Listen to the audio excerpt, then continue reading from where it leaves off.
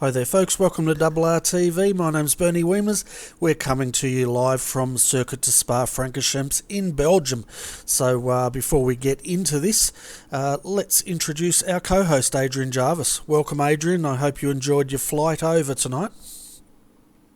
Hey Bernie, hey viewers. Yeah, it was a delightful flight. Spared no expense, so had a few little bit of luxuries over here, but fantastic to be back over here in Belgium, ready to watch fantastic multi-class racing. Yeah, and it's going to be fantastic. We've got 12 minutes to go of Class A qualifying, and Class C and B have qualified already. Having a look at our penalties, there has been one handed out already, and that was for Nutters Motorsport Orange, the number 115. They've been penalised for having the incorrect competition number. So they're going to have a pit lane start today. Yeah, it's a bit of a shame. You think these teams should have this sorted by now, but unfortunately they haven't, and that's what happens when you go into an open practice room, which is sometimes people forget. Yeah, we can just see how hard these guys are pushing out there. The 104 into the fence, down just before the corner with no name, and that was Craig Edwards. He's currently sitting second in Class A, but let's take you through each class so you can see where the top five are sitting at the moment in qualifying. So in Class A, ANZ Motorsport HPD, provisional pole with a 203.524, followed by JFF Racing GT Amiga in second. Carnet TDR, the 137, sitting in third. Fourth at the moment, Nutters Motorsport Green, and then rounding out your top five is Team TTL. Looking at Class B, the Synergy Sim Racing, the 200, has taken pole from Evolution Racing Australia, the 223. Will start second in class, followed by the 226 for Evolution Racing Australia, third in class. Fourth will be Evolution Racing Australia 228, and then rounding out your top five in Class B is All Stars Motorsport, the 217. Looking at Class C for qualifying, Mad Cow Racing Frida, the BMW will start from pole for Class C, followed by Team TTL, the 391.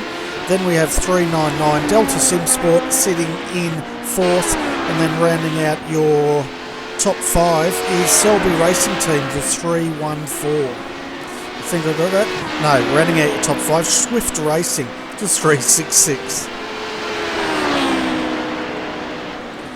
So that's how they stand at the moment, Adrian. And of course, Class B looks interesting. Three ERA guys starting in the top five, and of course Class C, the old BMWs are leading that class for qualifying. Yeah, good to see that Mad Cow up there, Moo, doing well, and it's great to see. We'll see Delta Sim Sport there, which we covered off last night with the SRA. That's why we flew over here to Spa, because we were over there at Canadian Motorsports there, watching those boys run around, and I'll tell you what, Alec was doing a good job there last night, but I don't think he's racing today, but his teams are, but he is standing in being a manager, so doing a fantastic job, and probably a little bit too much for him today. Oh yeah, he did a great job last night, and as you said, team manager today. He'll hopefully jump into the booth as the broadcast progresses, and we can get some inside goss on how that team's going. Yeah, that'd be fantastic to have Alec up here and Alex up here. Alec, geez, I'm getting my words mixed up already, Bernie. We just started, so getting excited to watch these boys run around here. It's an awesome track, and probably one of the tracks on my bucket list to go and see. Oh, definitely, it'd be fantastic to see this track live, that's for sure. You can see at the moment Craig Edwards for JFF Racing, he's putting everything into this lap. He's trying to take pole at the moment, but he's a long way off. He's about 9/10 of a second down from Kane Kujimiya, who's sitting in provisional pole. Yeah, doing a 2:03 and a half. This pretty good cracking of a time there by Kane at the moment. And Craig, all he's been able to manage is a 2:04.4, and we've just had Carnet PDR just jump up there with a 2:04.3. So Kane's really quick around here, at least a second quicker than everyone else at the moment. Yeah, that's looking pretty ominous, but what we know for sure, in 6 hours around Spa, there's going to be a lot of curveballs, and outright speed doesn't count for much once this race gets underway. Yeah, it's like any endurance motorsports, isn't it? You've got to be there at the end. You've got to be there for the last half an hour, and even sometimes being there at the last half an hour doesn't really count for much either. We saw there earlier on this year at where is it? The 24 hours Le Mans. We saw Toyota be pipped on the last lap there. They had problems there, so obviously you've got to be right there on the last lap to hopefully take this win home. Yeah, exactly right, and that was heartbreaking for Toyota at Le Mans. We also saw last night Nuno Tang running into car troubles with 5 minutes to go of their race, but to his credit, he managed to get that car home. I have no idea how, but he did, which is fantastic. At the moment, Josh Rogers has jumped up into second for Team TTL, then Craig Edwards has jumped back into third. Colin Schweck for Team TDR sitting down in fourth, and then fifth is Justin Strickland for Nutters Motorsport Green. So a lot of competition out here in the top five. Yeah, it's good to see Joshua there brought that car up. Fantastic job there. He's moved up a few positions there, and only 2/10 off the pace, but still 2/10 is a lot of time to catch around here. Oh, it certainly is, and it's a long lap too, isn't it? So let's have a look at the track and have a look at the weather that these guys are going to be facing out there. So let's bring up the track guide. 21 turns here, track length's about 7 kilometres, so quite a big track. It's partly cloudy out there today with the wind speed of 13 kilometres an hour, but look at that track temp, 38 degrees Celsius. So another scorcher here in Belgium. Yeah, it's going to be slick today, isn't it? 41 degrees, so boys are going to find it hard in a lot of areas there. They're going to get fairly loose, so they're going to be careful for sure, especially HBDs around the GT3s and the Corvettes. They're not going to be the best sort of handling cars around here for sure. They're going to be slick and slippery, so it's going to be interesting today. Oh, it certainly will be, and we can see one of the redback cars out there in their pro livery. They're sitting right in front of Josh Rogers at the moment, so Josh is probably using them to get a bit of a tow here, and he probably needs it if he's going to try and get that 0.2 of a second up. Yeah, it's either going to work for him or work against him.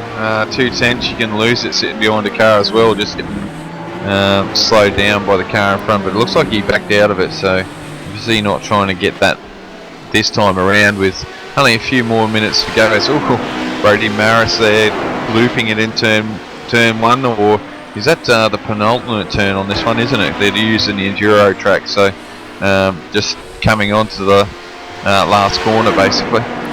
Yeah, and we saw Brody last night, didn't we, in the Ford GT3, but unfortunately he had a lose in the second corner, lap one, which pretty much saw his race go downhill from there. But let's have a look at our point score in Class A at the moment. Carnet TDR, the 137's leading. Well, they're equally in the lead with Team TTL, both on 1,940 points. FSR Dayco sitting in third, the 100, on 1,700 points. Then we have Redback Racing Team, that's the 119 on 1,495 points. And rounding out your top five is Synergy Sim Racing, the 130 on 1,465 points. So let's have a look at Class B because we're running out of time here. Well, it's ERA 1 and 2. The 226 leads the 228. 2,110 points to 1,980 points.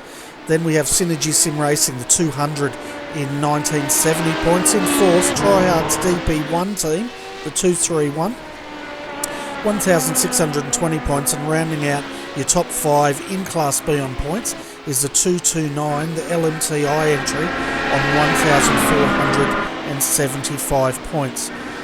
Looking at Class C, well, for the mad cows out there, it's pretty much going your way. The 333 has maximised 4 rounds, which is 4 wins in that class, so they're leading 2,010 points, followed by Selby.com.au Racing, the 314, on 1,695 points, so that's a huge lead. Then the 399 Delta Sim Sport in third, 1,690 points, followed by Pagny and IRF Racing, the 300, in fourth on 1,685 points. Then rounding out your top 5 in Class C is the 367 Blackadder Motorsport on 1,590 points.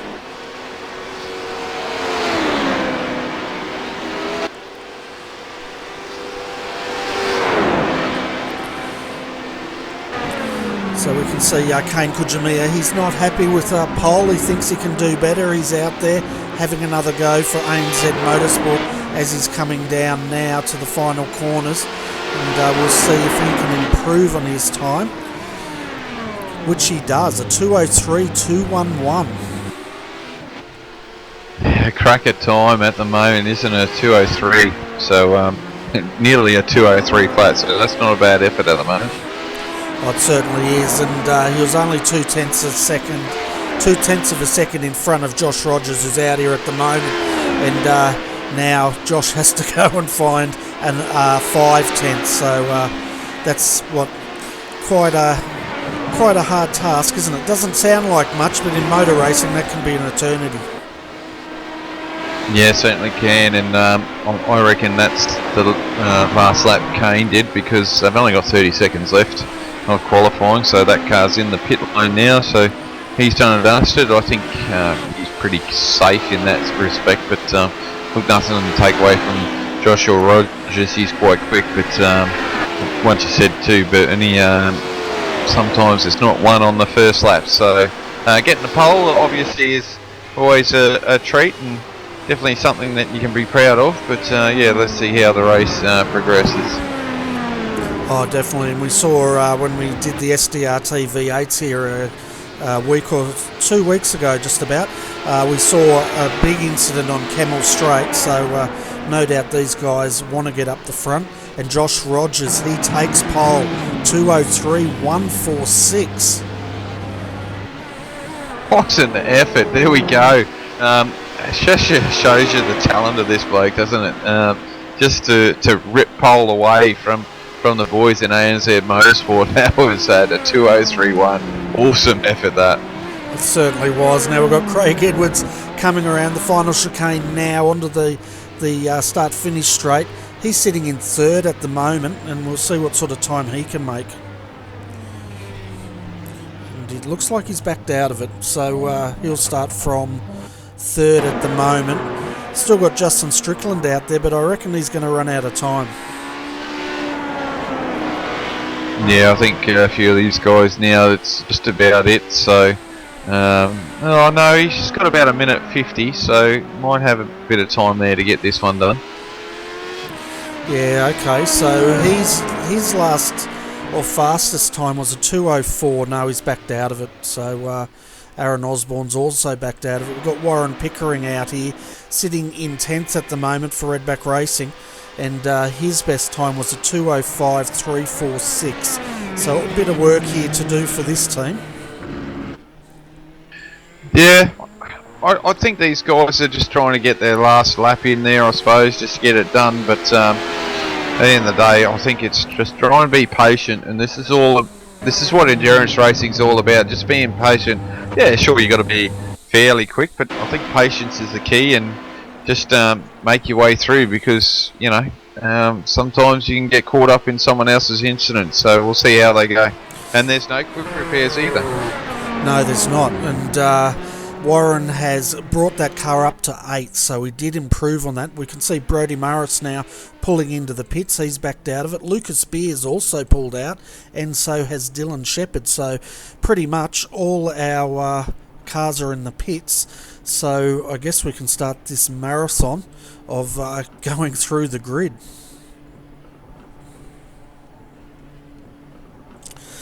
Okay, bear with me, folks. There's how many cars have we got? 42 teams out there tonight, so this may take a bit of time, but at least you'll know where your favourite team will start tonight. So Team TTL snatches pole position with about a minute and a half to go from ANZ Motorsport HPD, who starts in second. JFF Racing GT Amiga out of third. Then we have Nutters Motorsport Green starting in fourth. Carnet TDR will start out of fifth, followed by Redback Racing Team, the 119 out of sixth. FSR Daco Motorsport will start out of seventh. 118 Redback Racing Team out of eighth. Ninth will be ABR Team Simulated, and 10th is Tryhards Racing. Starting out of 11th will be Nutters Motorsport Orange, followed by ABR Team Simulated 2. Just taking a breath.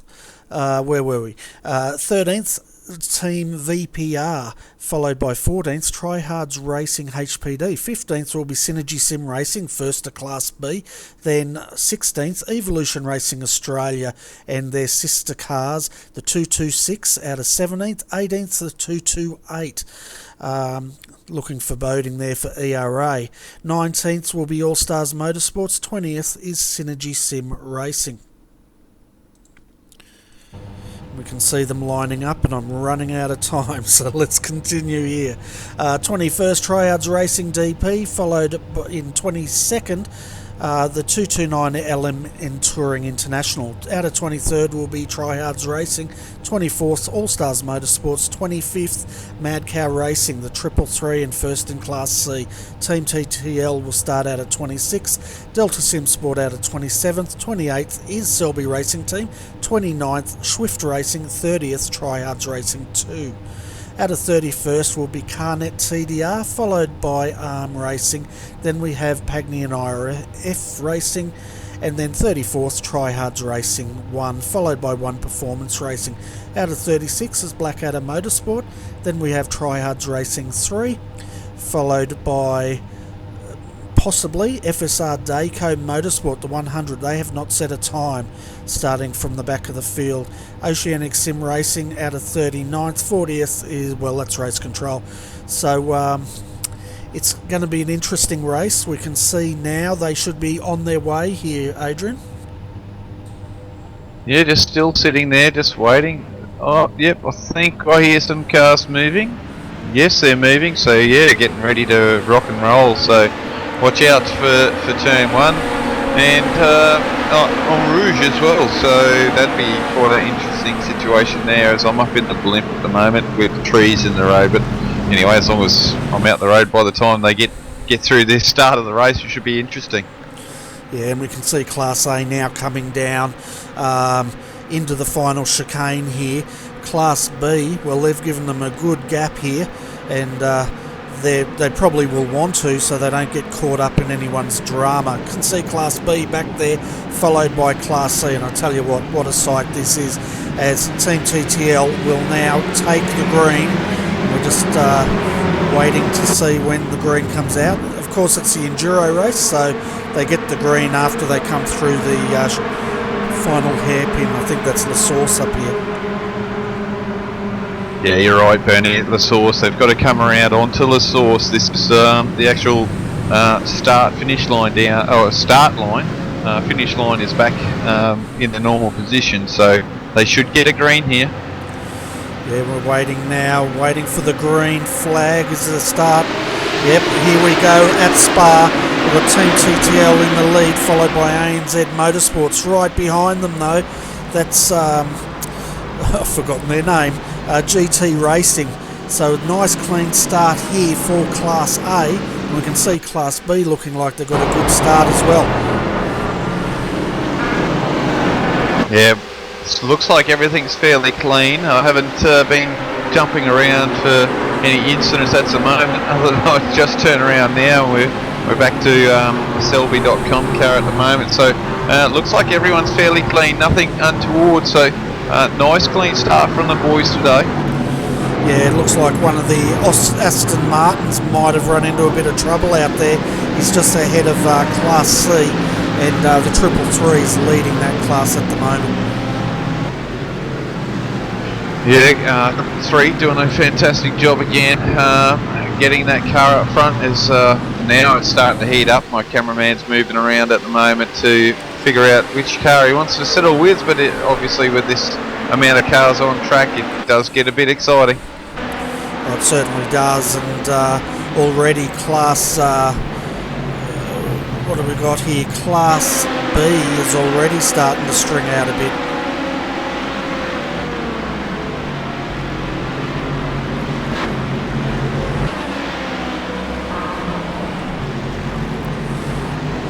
Sorry, that isn't an Aston Martin in front of the Frida car. I think that's a Mercedes painted up to look like an Aston Martin. Well, there you go. I'll have a look at that one. Yes, it's Team TTL leading Class C at the moment. That sort of puzzled me a bit there. Followed by the 333. Scott Gray's starting the race in the 333 today. And then out of third is Delta Simsport, Matt Trotman. In the Audi, so we've got 3 different marks in the top 3 at GT3. Just had a car turn around here, just trying to pick him up, Bernie. It's a little bit difficult at the moment, but I'll get to you as soon as I can. Yeah, no worries. And meanwhile, out front here, Team TTL's leading ANZ Motorsport. So Class A's had a pretty good run here. We can see further back here, Warren Pickering, Redback Racing, on the inside of Dayco, and he takes it. And there was nearly contact there. The 101 does go off track, and he's lost 3 positions in the space of probably 50 metres here. Yeah, and that car was 116 with Justin Strickland behind the wheel there.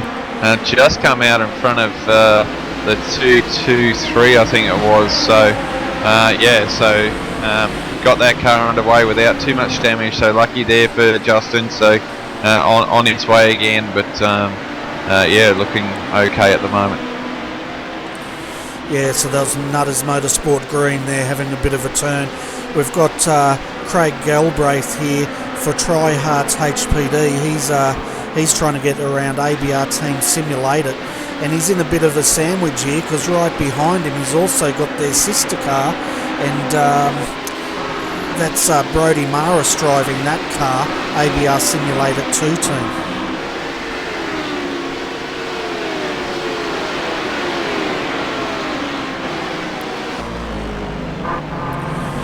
Tell you what, Class B, Zach Hanlon, he's starting to put down the medal. We know this guy. He's a fast, exciting young bloke, and he's already pulled out 1.6 seconds over Synergy Sim Racing with Michael Schreier in the Boost Juice entry. Yeah, he is a nice young talent and can drive the car fairly quickly. So, to get that gap going is quite a good feat for him, but he's just got to stay consistent. I think that's his biggest downfall at the moment, Bernie, is just his consistency lets him down in the racing at the moment. Yeah, and they could be playing a bit of tortoise and the hare here because ERA's got one of their cars out front, putting the pressure on the 2 Synergy Sim Racing cars in 2nd and 3rd, and then 4th and 5th is the other ERA cars. Yeah, so dropped back a little bit there, haven't they? The other 2 Evolution Racing cars there at the moment. These are the cars that are fighting for this championship. So once again, the race isn't won in the first few laps, so they're okay at the moment. They're just got to get their rhythm going and press on and see where they end up at the 6-hour mark.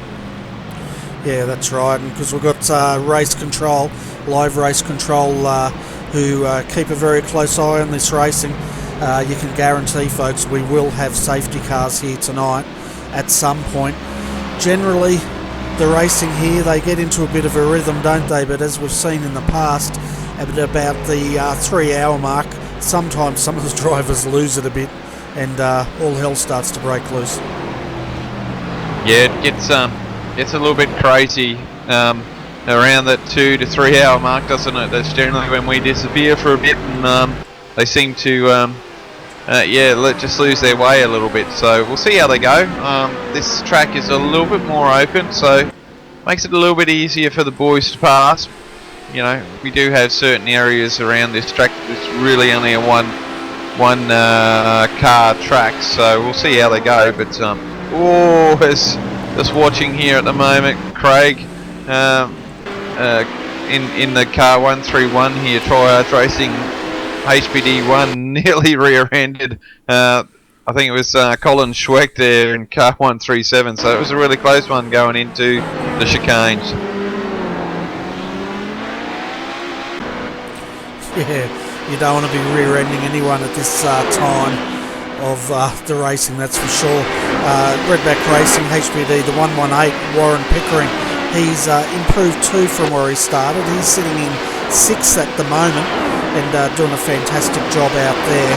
And he's got the 2 simulated cars in front and behind him. So Brodie Morris having a good start here in 7th. And then we've got Martin Davis for Team VPR. There's quite a good race here between Justin and Colin, between Nutters Motorsport Green and TDR. Yeah, Justin just got that pace back from his spin, so definitely quick at the moment. And it's just mixing around here at the moment. Still settling down. I wish my cameraman will settle down, but it looks like Colin is there, just pacing himself at the moment, really not going hard, and I think that's been the key to this team being up near the pointy end of the championship, just keeping the car on track and not trying to get into too much trouble. Oh, exactly right, and it's really the role of the first driver is pretty much position the car, get into a rhythm and bring that car back the way it started. Yeah, that's right. You know, you can't help if something happens that's not in your control, but as long as you can do the best you can and keep that car on the black stuff, you're doing a good job. Oh, for sure, and you can see further back here we've got a bit of a battle going on as we have one of the cars, that's Tryhard's car, go off, and he's rejoined the track though. That's pushed him back down to 12th, and he's bringing it into the pits.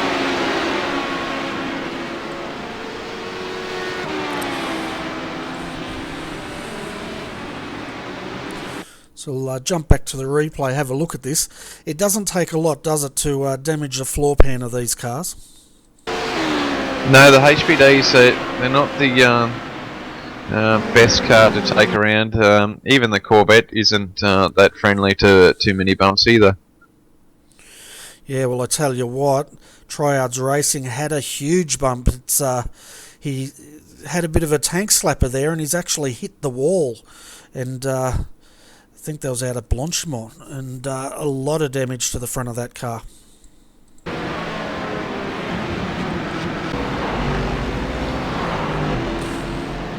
Tell you what, these boys are back here with Justin Strickland and VPR and even Colin.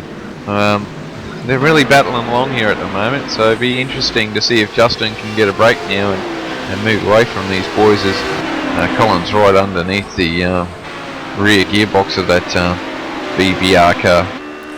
Yeah, he's starting to put the pressure on, isn't he? And Carnet TDR, of course, they're leading Class A at the moment, and they really do it from having consistent results. Yeah, certainly do, and just goes to show, you know, as long as you're there at the end and keep your incidents down, they do a fantastic job.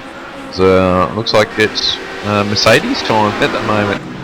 Position 31, 32 and 33 with Dylan Shepherd in car 343. Looks like they're a little bit of a train going here at the moment. Oh, rear ender.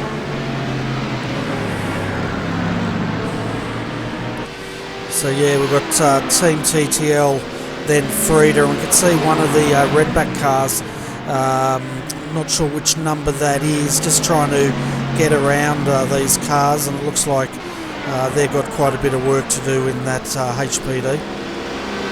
Yeah, I think they may have started from the pit lane there, just trying to get through at the moment, aren't they? So making their way around now and getting through the GT3. So they've got a long way to go for now. As there comes the redback racing car. It's just jumped around at the moment with is that's right? Oh no, sorry, it's ABR simulated. Yes, and the redback with Warren Pickering making his way around. So good move there by Warren. He's in a racy mood today.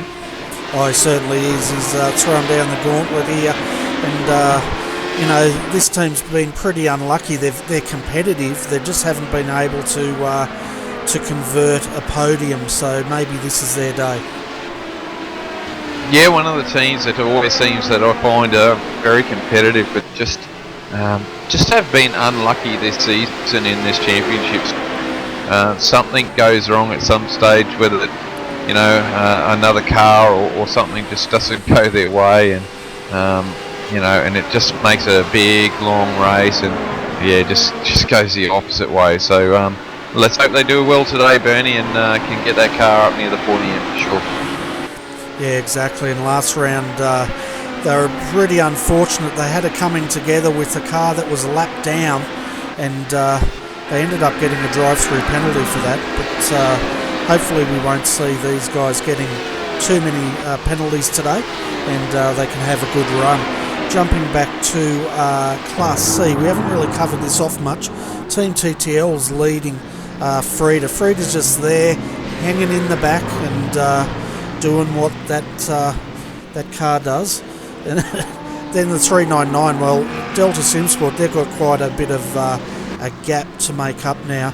That gap is 6.5 seconds, and they've got 3.8 seconds ahead of Tryhards Racing 2 in 4th position, and he's got a bit of pressure here from Swift Racing, and it's good to see Swift out there. I haven't seen any of the Blackadder cars out there today though. No, I haven't either. Maybe something's happened with the team, or admin have done something about that. Swift boys are having a look there. They might get this position, but no, they're trying to do it the hard way. But this is good racing back here. Oh, it certainly is, and look how close he is as we jump on the nose cam. He's putting that BMW right up, I won't say the backside, but right up the rear bumper, and he's trying left and right.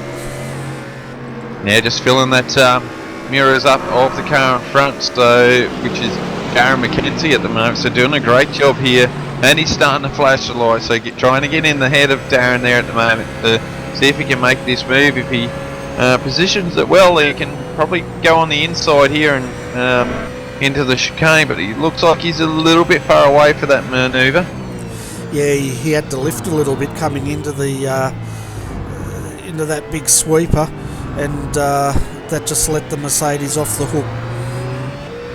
Yeah, this is where it's going to hurt him now. So once he gets through La Source here, and then make his way up through Rouge here and down Kimmel Straight here, he's going to lose so much speed compared to the Mercedes. So BMW's strength is once they get through the Kimmel Straight there and go through Lacombe's there and work their way back around, that's where this thing's fairly solid. Oh, that's right, and you can see here, in fact, he might prove you wrong here because he's got a bit of a draft, and he's pulling that Mercedes in, so maybe the Mercedes of Darren McKenzie there just wasn't as quick going through I've forgotten the name of that place now. Rouge. But he did have a good run up there, but once again, he poked the nose out and just lost so much speed just trying to get that manoeuvre done, and that's the biggest downfall with this BMW. But you can see him now, he's all over the back of this Mercedes again, as he runs a little bit wide of the apex there, loses a little bit of time there, so he's got to try and keep it nice and tight and get this car right behind that Mercedes again, and just keep hounding him away here.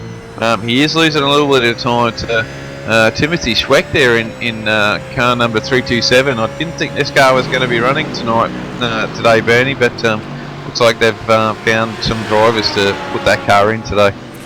Oh, it's great to see it out there as well, and I'll tell you what, that's a nice paint job that that car's carrying today.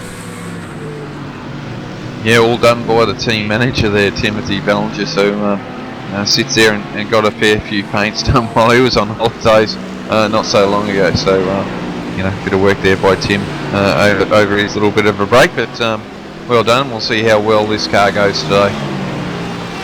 Yeah, and we can see at the moment Team TTL, they're starting to get into traffic as they're just coming up on the Swift car now, diving on the inside. So he's going to go in between the Mercedes and the BMW, which he does cleanly, and now watch the power of this HPD as he blows past these GT3s.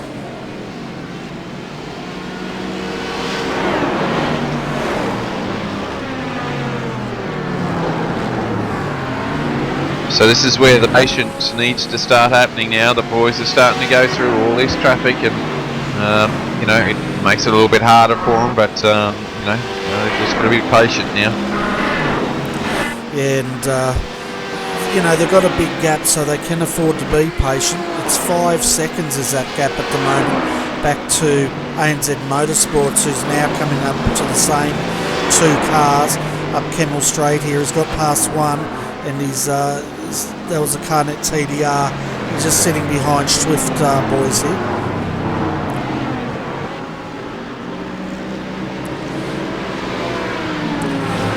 Might find it a bit harder here to get past these cars. He's put it up the inside of the BMW. There's nearly contact, but he's got through. Now he's got to get past that Triards Mercedes.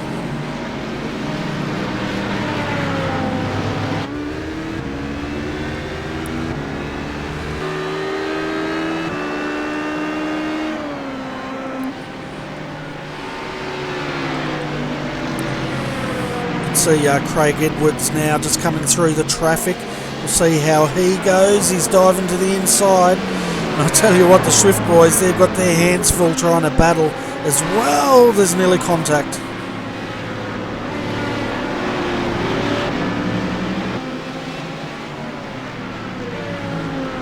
Yeah, that's pretty good racing. They were fairly decisive there, and made sure of their attentions. There's plenty of patience there for Craig as well, but just getting that car in there. So not too bad there. That's nice driving there at the moment. It certainly was, and you could see how the GT3 guys were also working to help facilitate that pass. And the Tryhards guys, they did a fantastic job just giving that GT Omega room, because they must have been close to contact. Yeah, definitely close there, but still was good to see the boys fighting hard. And I'll tell you what, you know, the Swift boys there at the moment still fighting away, but yeah, you can see that TDR car closing in at the moment as well. So lost a little bit of time there, but that was going to happen anyway, I think, just because the battle that the Swift boys have got here at the moment with Darren McKenzie. So this is a good little battle here at the moment. Just keep an eye on everyone else too. We don't want to miss out on all these battles, but it's so hard with multi-class racing, isn't it, Bernie? Oh, it certainly is, especially when they start going down multiple laps, and we don't get that splits on our telemetry anymore. It gets a bit tricky. Yeah, it certainly does, and I thought we'll move around here. And oh yes, we've had a little bit of a movement here. The Zach Hanlon has lost a little bit of time to Michael Schreier here, just through the traffic. He's back to a second gap here at the moment, but it looks like there's already a GT3 in the bit of wars there as well. Got a bit of damage there to the back wing, so looks like he's hit a wall somewhere. Yeah, that's one of the next level racing entries there, and he's got that wing sort of up at a 10-degree angle where it shouldn't be. But no fast repairs here, of course. It seems a bit ominous, doesn't it? 5 hours and 39 minutes of this race to go, and these guys are already carrying damage. Yeah, it's you know, it is a sort of technical track, but you know, I think if you get the car hooked up to a place where it's comfortable for both drivers, I can't see why you couldn't get this car or these cars around here without too many dramas. But in saying that, we already see a few cars in the walls there, so we'll see how they go throughout this 6 hours. Yeah, definitely will. And I'm just having a look. Oh, as one of the ERA guys get a bit loose in the background there. I'm just getting a message from Race Control.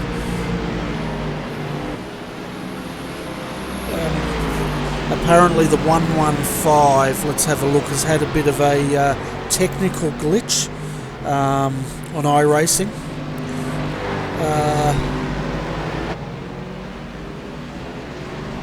Yeah, so they're looking at that. There's been some sort of technical glitch that they're looking at that's occurring with iRacing at the moment. Yeah, that BMW's pretty banged up all on that left-hand side, isn't it? It's not looking pretty at all. No, it definitely isn't. And, you know, we'll probably see that car spending a bit of time in the pits getting that car repaired. Yeah, I think so. It's look, if it's not too bad, they'll keep driving as they got HPD there. 115, ooh, a little bit loose there, which is going to happen at the moment. So he's going to go around it now. So all clear there. But yeah, it's going to be a long day for those guys at the moment. And that's Adam Funslow in the car at the moment. So very unusual to see a damaged car by Adam. But just not his usual car though, must be said. So. Probably still getting to terms with the BMW. Oh yeah, it takes a bit of time, doesn't it? And you can see Selby Racing Team. We've got who's driving that car at the moment. We've got Scully in the car. I'm just wondering where Mulder is, but yeah, Jason Scully at the moment.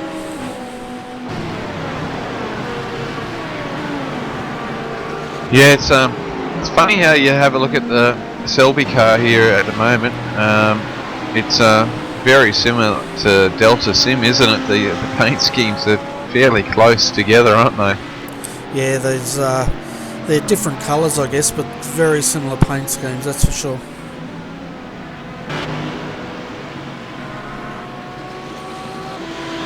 Oh, and that car is not looking good there, Bernie, as we were talking about it. Matthew Trotman, I've clicked onto him and man, it looks terrible. So he's had a coming together near a wall there somewhere.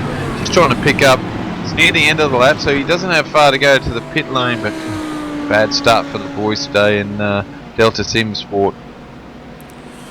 Yeah, I'm just having a look. He's got quite a bit of damage there on the left-hand side as it just does not want to turn. He's pulling it in now. Definitely wrestling that car. Let's have a look and see if we can work out what's happened to this car. Ooh, well, this is going to be interesting.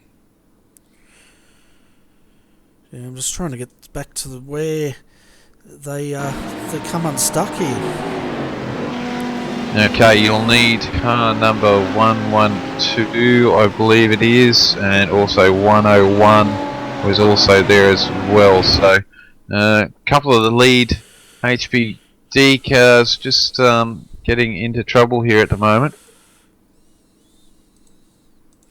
Bear with us, folks. I'm trying to get this replay up. We've gone back a fair ways, though.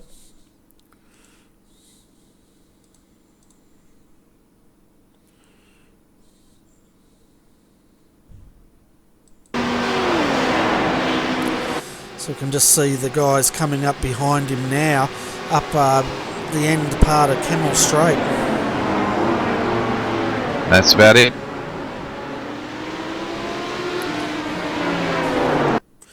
Yeah, the 112 into the... Oh, gee whiz. I'll tell you what, this is when guys have to be patient, isn't it? Because the 112, I know he was battling for position, but geez, he served up Delta Sim Sports. Yeah, it's you know, unfortunately, the 101 got a little bit balked from the Delta Sim Sports car, and had to back out of it. But the 112 just went screaming past us like he thought there was nothing impeding 101, and ended up taking out the Delta Sims sports car there. So, you know, poor Matthew Trotman there, innocent bystander in that one. Yeah, and you can just see the steering's extremely damaged on that car, so he's going to be spending quite a long time in the pits, unfortunately. It'll be interesting to see what race control has to say about that incident. Yeah, that's for sure. It's that's the sort of area that it's really only one line through that part. Once you get through Kimmel at the end, and here's Scott Connors in trouble, Bernie, as well. We might have to quickly see what happened there. That car is out. That one's toast. I can't see them bringing that one back in a hurry. Yeah, and that's coming out of Eau Rouge onto Kimmel Straight here. And we're joining the action here just out of Lacooms. And let's see what's unfolded.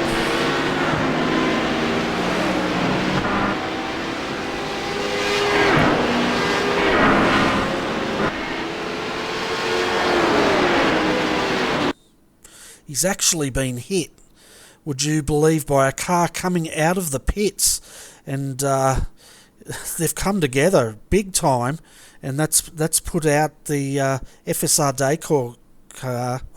I'm finding it hard to speak, folks. I'm a bit surprised by that, but that car's, yeah, you're right, it's gone. The funny thing about that, Neil, I don't know if you can have a look, but I'm just having a look. Man, that's a bit of net code in there as well, I think, as well. If you get onto, say, the front left-hand wheel of Nutters Motorsport there, there's a good few hundred mil between the cars, so there's a bit of net code there as well. So I think that would have been being able to get through there without actually contact, but poor Scott there just got collected there, unfortunately, through netcode. Yeah, we can see he's got that car started again. We might just have another look at that and see if we can get this netcode thing sorted.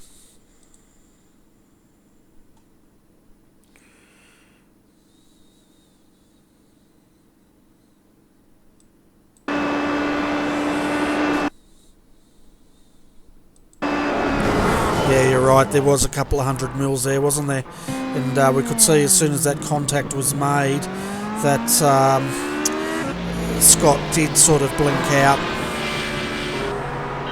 I mean, the good one is the chopper view. Actually, it looks even more than 100 mil. Hey, it's almost looks like a foot difference there in chopper mode, and then you can just see Scott's car just move sideways, and it wasn't even that close to the car. So, but in saying that, though, that I think that would have happened anyway, even if it wasn't netcode. But look, that's up to the admin to think about that one.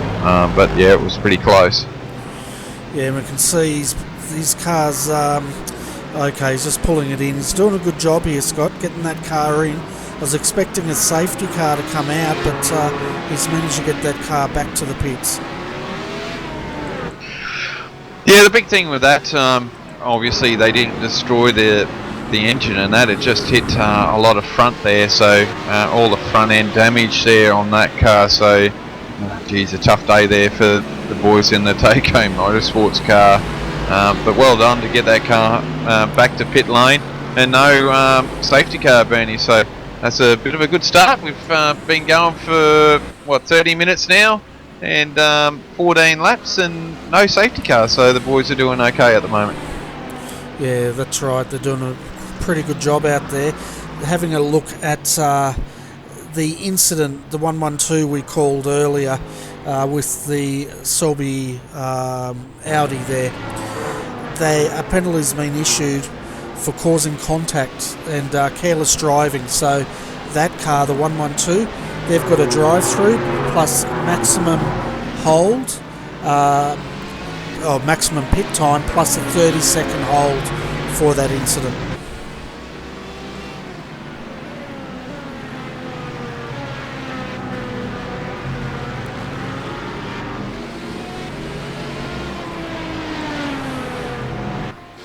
We can just see them now coming in to serve that penalty. I tell you what, Adrian, these endurance pit lane, you can almost go down a lap just going through the pit lane, can't you? Oh yeah, for sure. It's just so long, isn't it? And you really don't actually get to your pit lane until you get down the hill, halfway down the hill. Yet you've got to be on that speed limit all the way down, so it's quite slow, and yeah, it's definitely painful for sure. It's getting a bit tight here at the moment with Marcelo at the moment trying to get around a GT3 here, as he now does it before he gets to La Source. So he's closed up here on the car 230 here, so it's tightened back up again at the front of this Class B pack. Yeah, it's also tightened up in the Class C as well, as Frieda continues to stalk that Mercedes in front of him.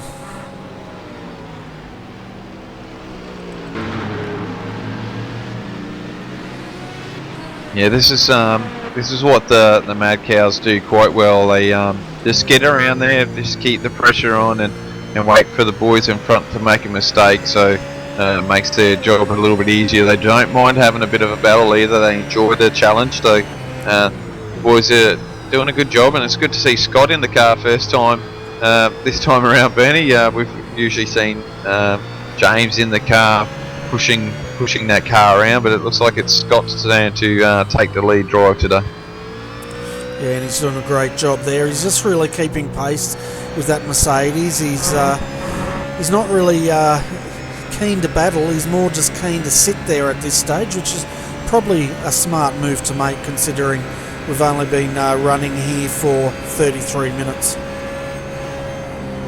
Yeah, it's like anything. He's not racing to win at the moment. He's just racing to stay in touch with the leader, so he doesn't miss out as HPD gets in between them at the moment. He's not too worried about that. He can use his draft to save a bit of fuel and just see how they go. But don't forget, folks, they'll want to come in a little bit earlier than when they need to pit, because that safety car comes out, and I'll tell you what, it's a long lap around here. You don't want to be running out of fuel underneath the safety car.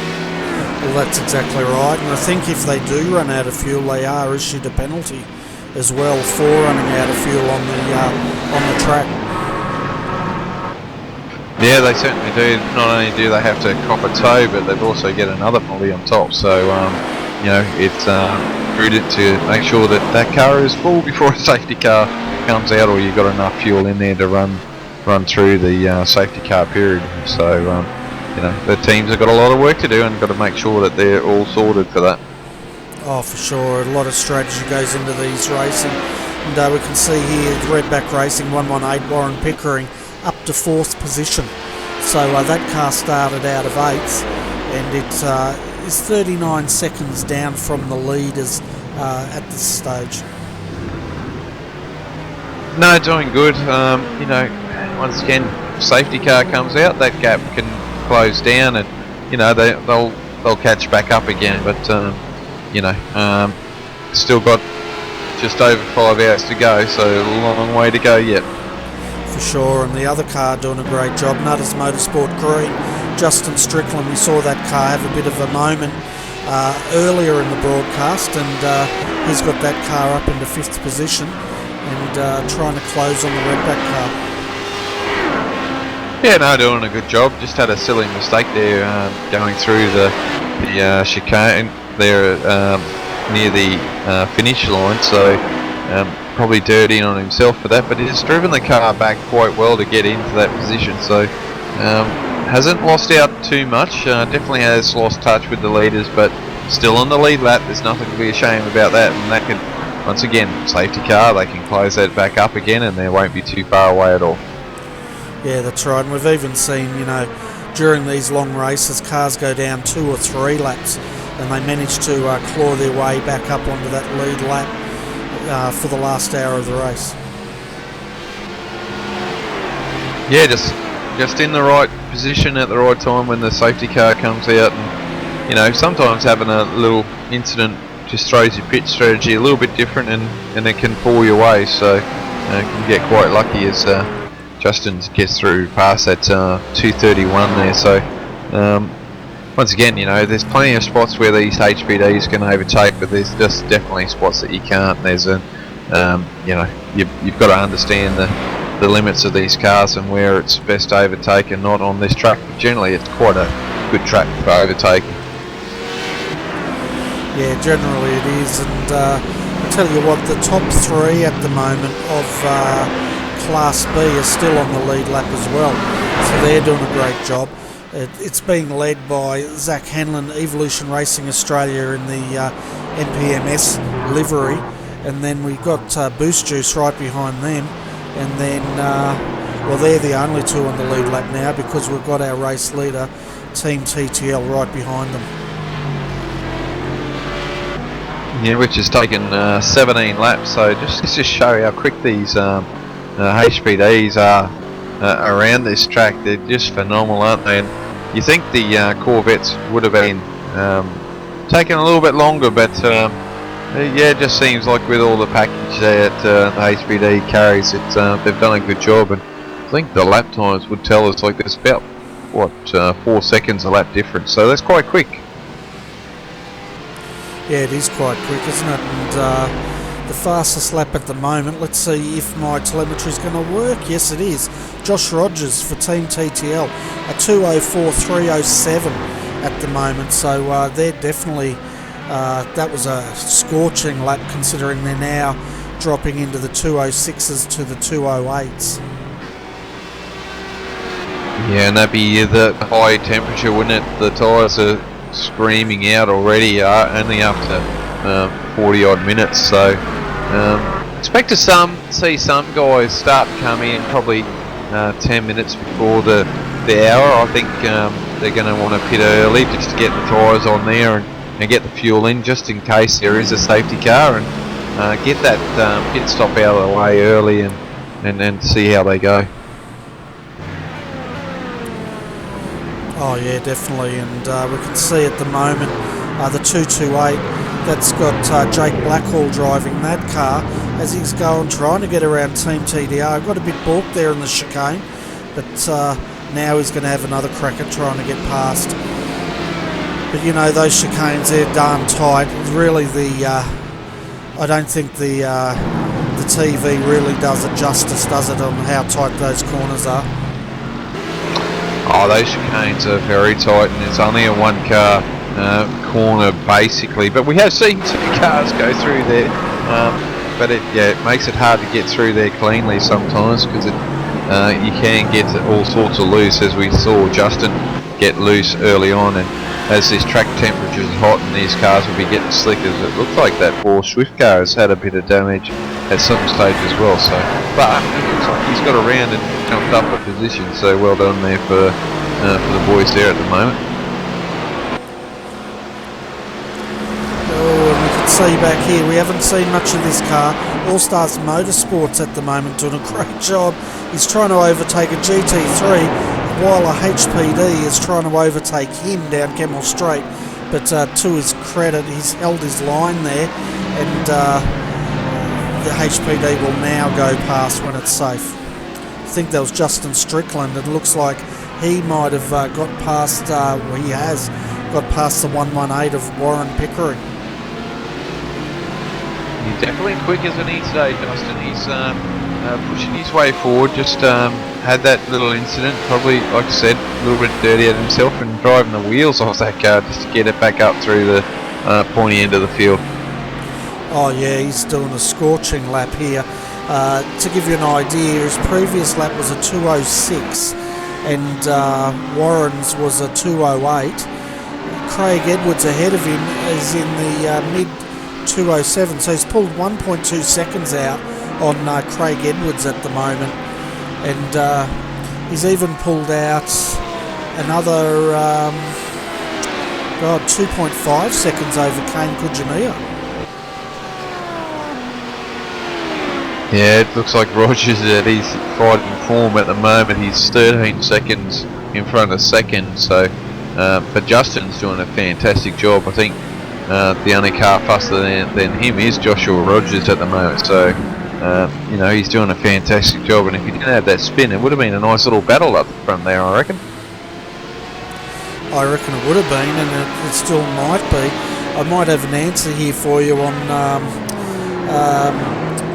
let's have a look, the 363 and the 332. So Swift Racing, they've come together with the 332 by the looks of it, and they're going to have to go and do a drive-through plus maximum pit hold plus 30 seconds, so that's no good for the 332. No, not good at all, and not for 363 as well. So boys there probably getting a little bit excited, might outbrake themselves. That's probably why the damage is on that car. Yeah, they were racing for position as well. So we've got Team TTL in front, then Mad Cow. Then we had the Swift boys battling it out here with the tryhards, and they've had it coming together. So it looks like the Swift boys are going to have to do the walk of shame here, and boy, will it be a long walk. Yeah, certainly will, Bernie. That pit entry, and it's just so long, isn't it? It takes forever to get through there. So yeah, it's a long one, and almost guaranteed to lose a lap. Oh, for sure, and it's not what they want at this point, but we can see Justin Strickland now just going past Nutters Motorsport Green there, and the redback in the background, but we'll see if they bring this in. One thing I'm not sure of though, Adrian, is if they bring this in under penalty, are they allowed to repair that car while it's sitting there? Not 100% certain. I'm sure you may as well if you're sitting there, but who knows? Yeah, it's an interesting thing, isn't it? As we see now, well, they're not serving that penalty at the moment as they go around to start lap 18 here, or start lap 19. Sorry. Yeah, I don't think it's been issued over race comps at the moment. That's probably why they haven't come in yet, but I'm sure they'll get that penalty. They'll be told about that penalty very shortly. Yeah, I'd say so, and we'll see what happens with that. Another car we haven't seen at all today, but doing a great job, is Triads Racing DP2. Jeffrey Glisson's driving this car, and they're running at about 8th position in class at the moment.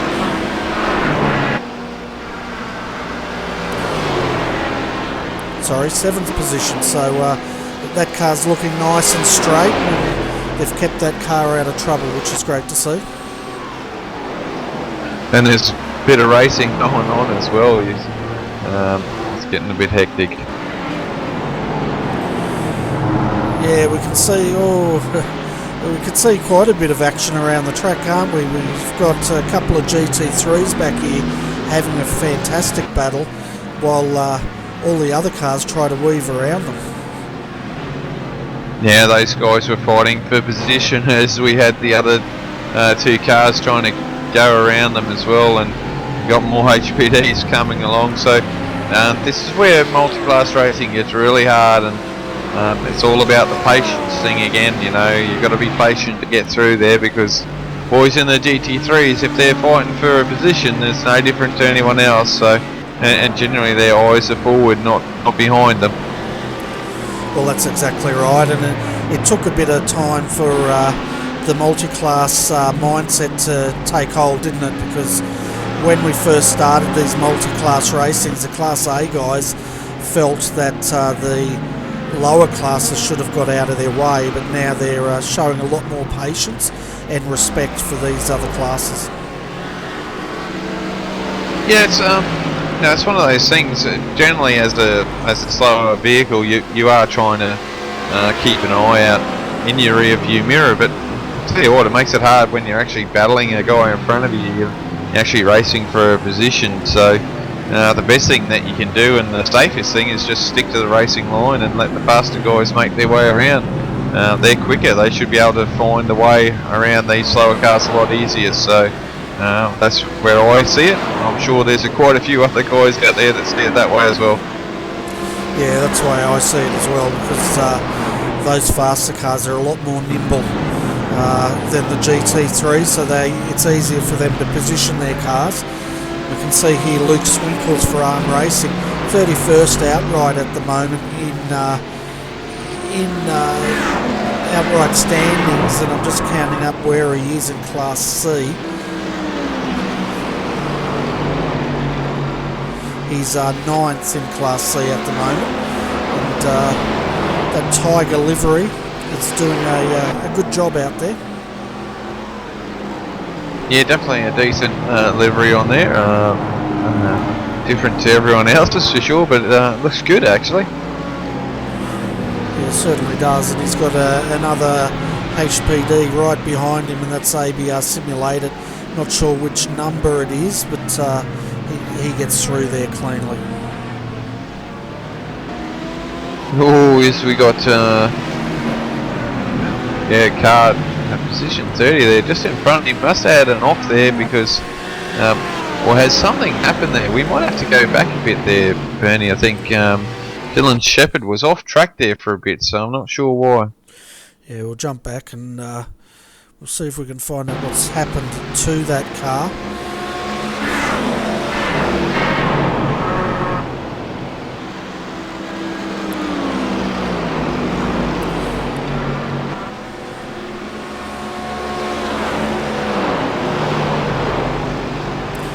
Just coming up the back of Kimmel Straight here, he's got the LMTI 229 behind him, and we'll see if there's any contact here.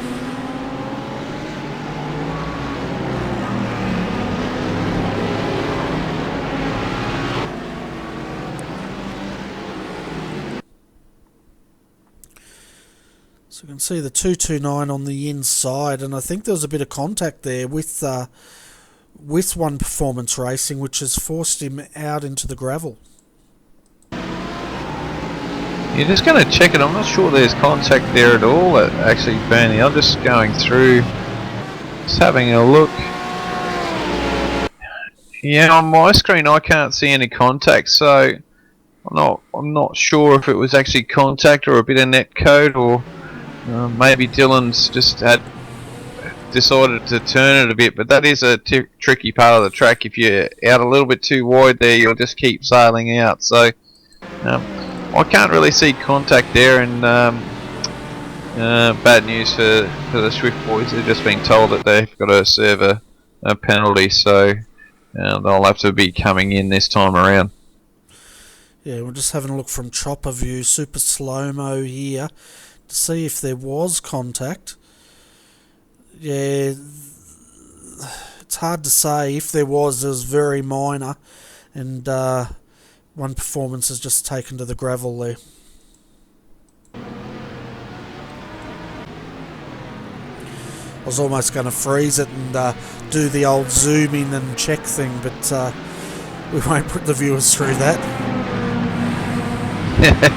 Fair enough, but yeah, it doesn't look like there was any contact from my point of view, so you know, just one of those racing incidents, I think, and not being too harsh on the boys today, I think, Bernie. I think I'll give them a rest and just watching that, but yeah, just a little racing incident there, and let's see. It's good to see there's no safety car yet with well, we've got through 50 minutes of racing so far, so we'll see how they go. I'm sure we do have guys been in the pit already, so all the class, well, most of the Class B boys have been in, and they've had their pit servicing done. Some of the HPDs have also been in, so they're getting their pit service done out the road now, just in case. So once again, that 10-minute barrier there, Bernie, like I called it a little while ago, just to make sure that they're getting their pit service done, just in case there's a safety car, which is probably a little bit prudent of the guys to get sorted now. Yeah, and I'll tell you what, it's getting hectic here as the 119 dives into the pits there. He is right in front of Team TTL. Probably a wise move to get that car in, because it was starting to get very congested up front here.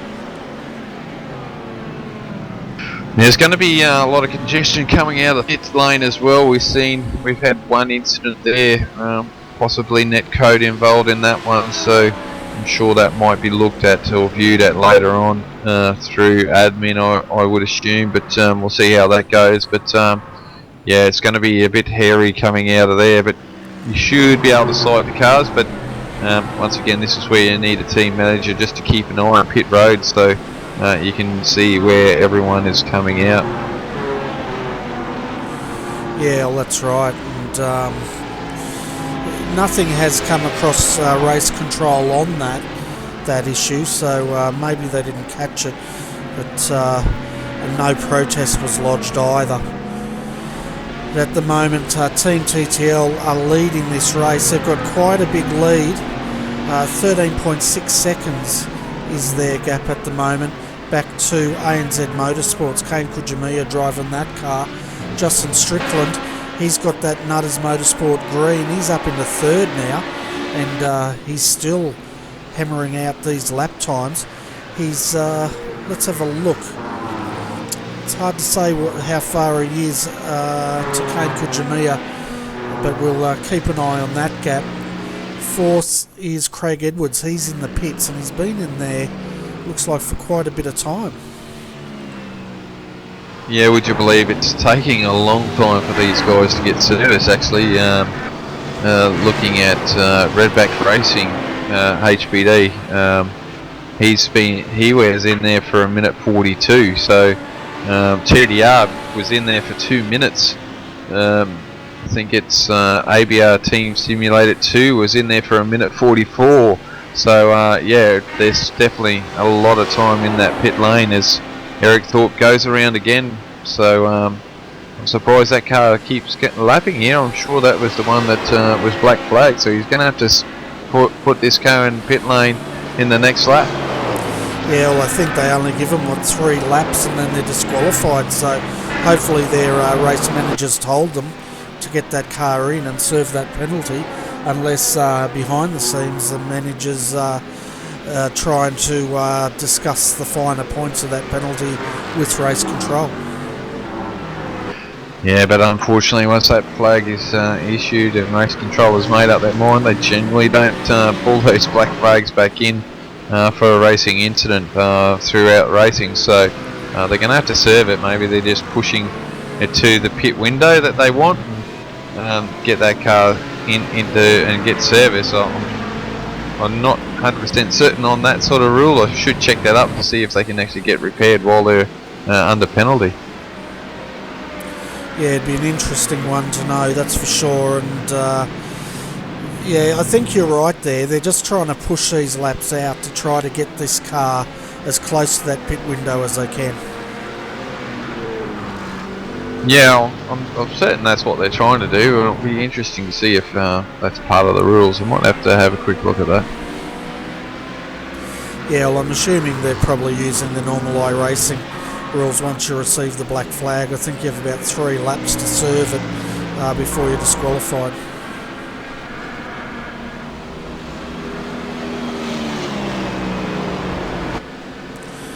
To see the Swift car now. We'll keep an eye on this just to see if they do come in. If they don't, well then we're going to be into interesting territory here about what race control will possibly do. And yeah, they're serving it now.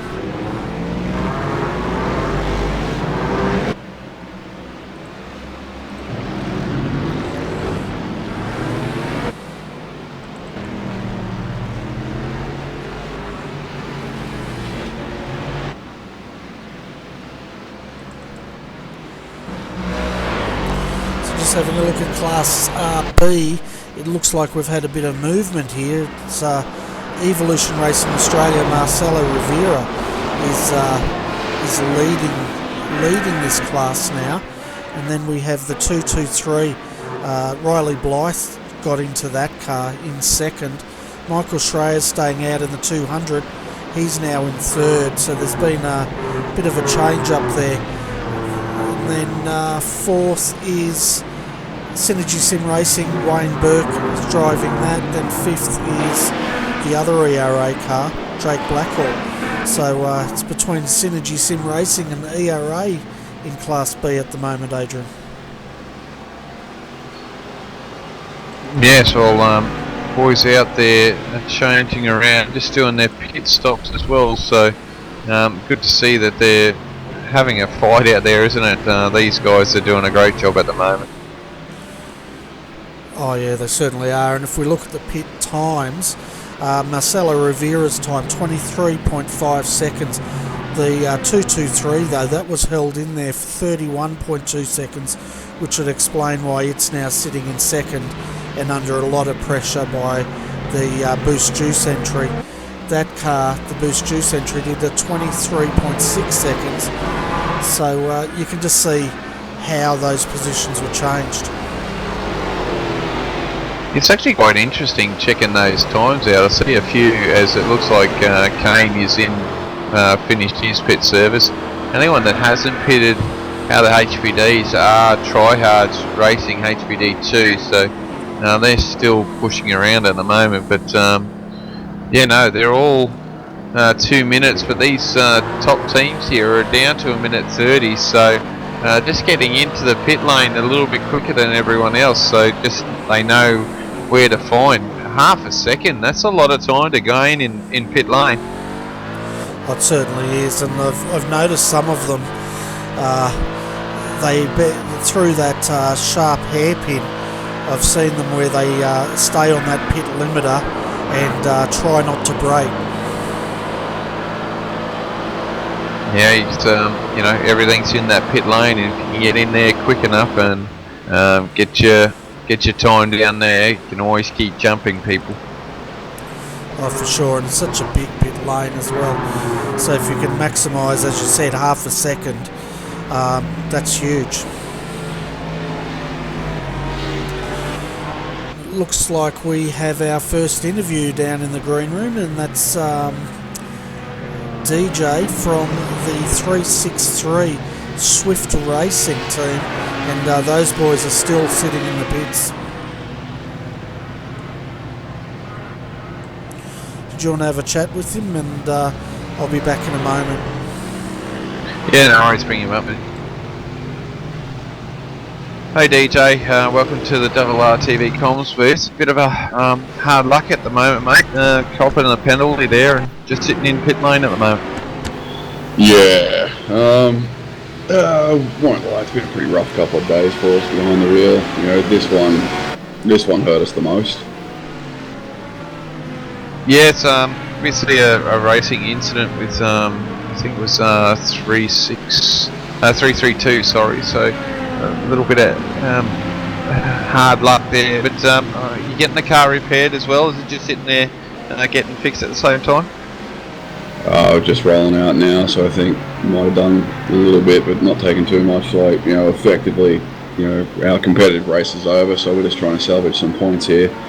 Like, yeah, the incident that happened, it wasn't even just between us and the 332. I think it was. We had a HPD involved as well. You know, we felt it was a racing incident, but you know, race control saw it in other ways. We've got to wear it, really. You know, it sucks, but we're just gonna, you know, go as far as motivational pushes at this point because we're pretty demoralised.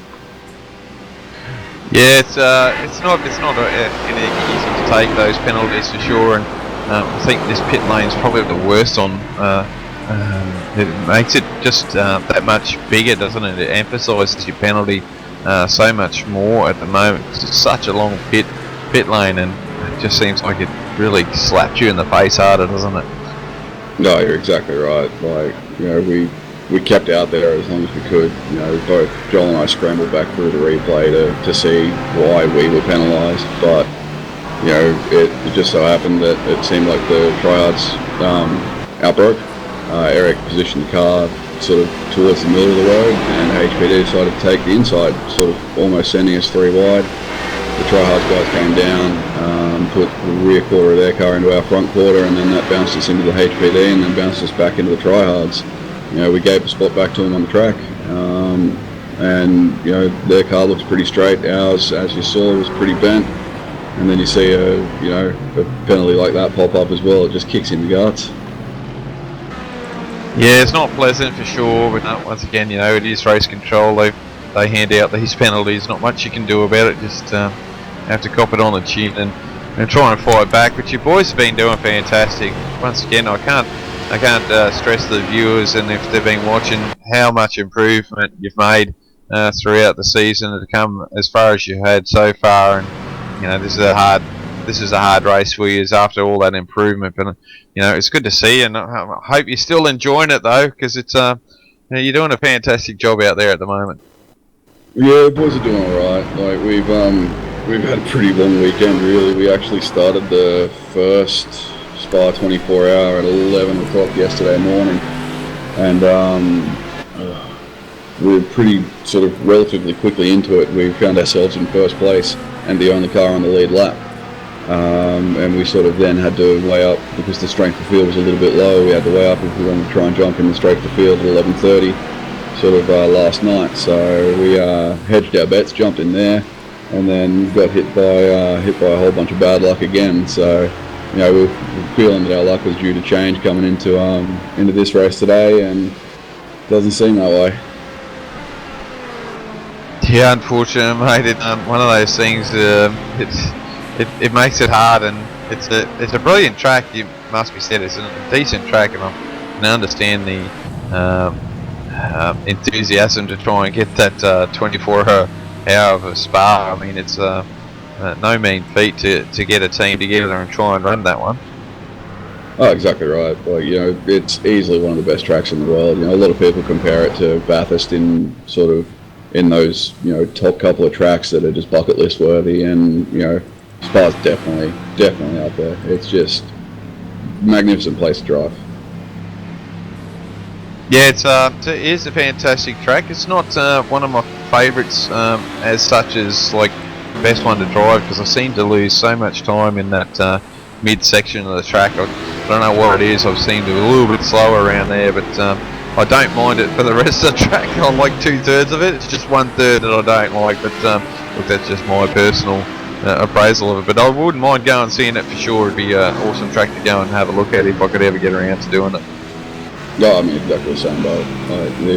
Apparently the paddock is just a party during the Spa 24 hour, so you know, it'd be pretty fun to be there. But you know, at the moment we'll deal with being there digitally.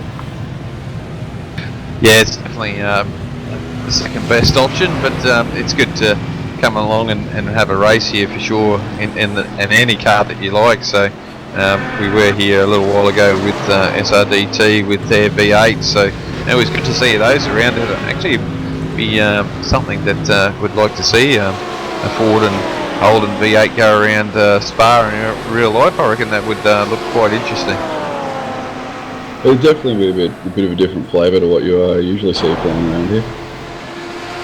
Yeah, I reckon. I think the fans would love seeing our big beast run around there, rumble around there for sure. I think it's one of those cars that brings the thrills out, especially V8s. We know they like the V8s over there as well. So, as we can see at the moment, your car's just getting overtaken by the Riley Blythe there in car 200 as well, Michael Schreier. So, getting through there, no worries. But yeah, keep pushing forward, man. You're doing a great job, and once again, you know, it's awesome to see you boys putting the effort in and having a good run. And hopefully, we can have a chat with you later on. Yeah, no worries. We're going to keep pushing. I suppose this is where my part of the job comes in, trying to keep the spirits up. But we'll see how it goes. We're going to keep going as far as we can. But yeah, hopefully you'll see us at the end of the race. Yeah, no worries, mate. We'll put a quick shout out there to the boys out there racing today, and we'll catch up with you later. Yeah, no worries. Cheers again to the fellas. You know, Eric with his setup. You know, Joel and Josh both just putting in laps, and you know, it's been a rough couple of days for us, but we've still got this. Yeah, fantastic. All right, mate. We'll keep enjoying the racing, keep the boys upbeat, and get that BMW back up there, mate. I'm sure the race isn't finished yet. Still a long way to go, but it's going to be hard to try and catch up to that mad cow. Yeah, we'll keep pushing for him. Cheers again, guys. You know, your coverage is great, so just keep doing what you're doing, and we'll keep doing what we're doing. Cheers, buddy. Yeah, and while that interview was going on, Adrian, the 101 HPD tried to get past the 363 on the outside, ran out of track and launched it across the ripple strip. So you don't want to see HPDs doing that. And update on Class C, Richard Hampstead's jumped in the Team TTL entry, and they continue to lead the 333, and they've got quite a bit of a gap building here. It's 3.5 seconds. I'll tell you what, this is a decent battle here at the moment between Riley Blythe and Michael Schreier at the moment. It's Riley got around a GT3, it's now Michael Schreier has got HBD right behind him, so it's getting interesting here at the moment, but this battle's been raging on as well, so quite interesting at the moment, just seeing how well these boys are going. Yeah, and these guys have been battling it for the last few laps, haven't they, since really since their pit stops. The other thing we saw while you were doing the interview, the rest of the GT3s have also now come into service, and we had about 7 or 8 in the pit lane at the same time. Yeah, it seems like a standard thing for the GT3s. They just go a little bit longer, don't they? Which is a little bit of a risk. I mean, you never know when that safety car is going to come out, and this is a big track. So obviously the GT3s probably can save it fuel a little bit better, but it's still a long time around this track. Oh, it certainly is, and we've now covered off 31 laps of this race, and yeah, still a long way to go though. Oh yeah, so I think viewers can do their maths. That's about 180 odd laps around Spa if this is the way to go. So there's a lot of laps to get around Spa today.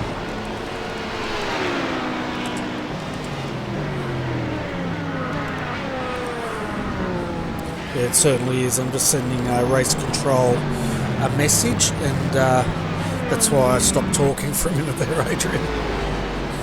No, fair enough, mate. That's easy enough to do. Is just watching my cameraman keeps going to see what's going on at the moment. Bit exciting stuff as Kane's getting around the lovely Tiger pattern Mercedes here at the moment. So in second place, doing a good job. Once again, boys are doing well as we're back here, and it looks like Michael Schreier's got around Riley. So Michael's done a good job there, got through there. So the boys in the 223 are swapping every hour. Generally, boys don't swap around. There's all the Redback Racing HBD is coming up, so it's going to be interesting to come down the end of Kemmel Straight here. He's on the inside. He should get that done. Is Riley going to go around? He did. As the cameraman changes. But yeah, just get back to there, and yeah, he's got that move done. So these two are definitely fighting for sheep stations here at the moment. Yeah, it was pretty hold your breath time, wasn't it, when that HPD started ranging up on them.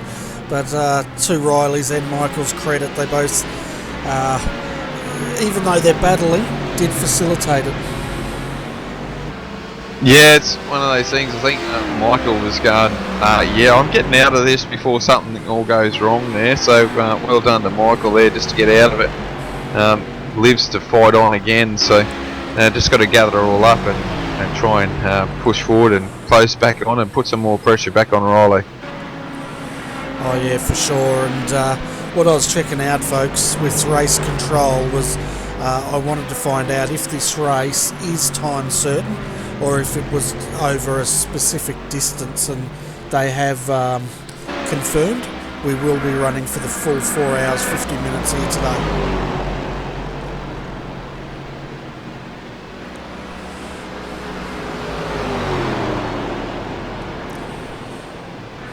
Is that car 200 carrying a little bit of front left damage there, or is it just my eyes playing tricks on me at the moment?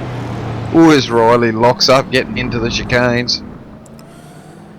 Yeah, I'm having a look. I don't think your eyes are playing up. I do think he's carrying a bit of front damage on that car. He's had a look on the inside because Riley locked up. He just lost a little bit of momentum, so Michael was close in on him. This is a fairly decent battle between these two at the moment. It's a good race here. Oh, it certainly is, and as we go through Eau Rouge here, I'll tell you what, the guys are hitting maximum speed of around about 248 through Eau Rouge. Yeah, that's going for it, isn't it? As Michael's having a look, Riley's left, he's trying to close the gate on him, Michael's on the inside, no, brakes, Riley's deeper in the braking zone and had the racing line there, so great racing here at the moment. The boys are really pushing it. Michael's trying to get Riley to make a mistake, but yeah, no, it's great racing here. Certainly is, and it was great to see Riley placed his car. He gave Michael just enough room to put that car on the inside if he dared, but he placed it in a way that Michael knew he was going to be in trouble if he tried it. You know, it's in racing, it was good to see, like, he was pushing on that inside, he wanted it, but just couldn't get the braking manoeuvre. Riley was a little bit better on the brakes, wasn't he? So, which is good to see, just testing him out, see where he can get this car, and it's awesome with this track, you know, get the long straightaways, so you got the draft there, and you can try and overtake the other car as the HPD is closing in, so he's going to miss out here unless the HPD gets it done early, which he's going through now, and he should be able to use the slipstream of that HPD to help him close up, but HPD, oh, he's trying to get around here, but there's only one line really through this section. Yeah, it is, and that HPD was flashing as well as it now goes through, so now Riley's car's flashing. It must be contagious, but it's quite interesting.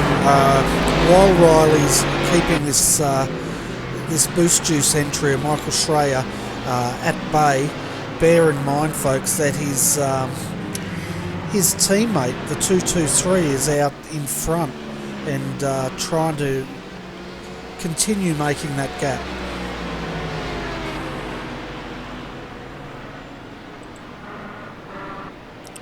So I guess he's playing a bit of a backstop at the moment.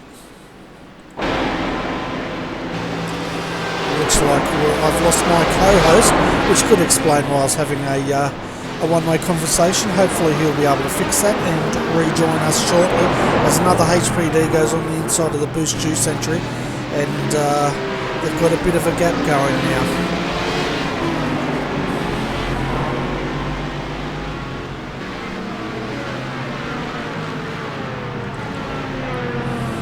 That's Craig Galbraith at the moment, running 13th outright in his Tryhards racing car, and that car's looking pretty clean as he's trying to make his way through. And also, while these guys are battling, they're actually catching up to the 333 Mad Cow Racing. This car is still sitting in second and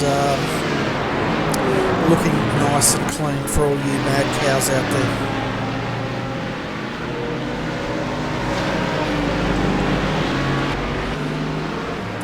Tell you what, the Tryhards car's having a bit of trouble getting past the 223. Now they've come up onto the 333, so let's hold our breath here and hope that all cars get through as they're going too wide. The 333 is trying to stay out of the way of the 223, and then they've got the Tryhards car of the HPD trying to get past that car as well.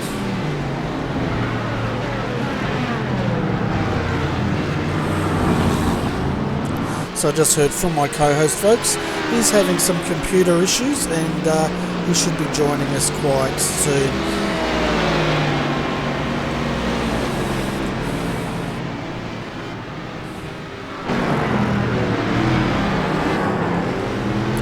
So it looks like the 200 has a lot of work to do now, trying to catch up to the ERA entry. Riley Blyce managed to get that gap out stage of the race. Looking at our gap, it's all getting a bit mixed up here. So Mad Cow Racing there got a 0.4 second gap over the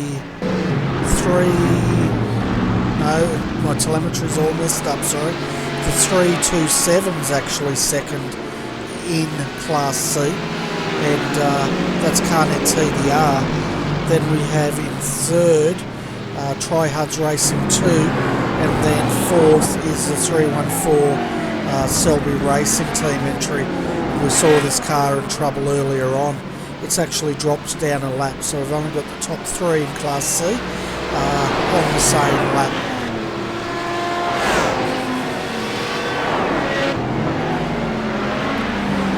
At the moment, folks, we've had no retirements. We've had two penalties issued, and that was for the 112 ABR simulated for causing contact on the 399, and the 363 Swift Racing for causing contact on the 332. But apart from that, it's been very clean racing here at Spa, and we've been going now for an hour and 15 minutes with no safety car at this stage.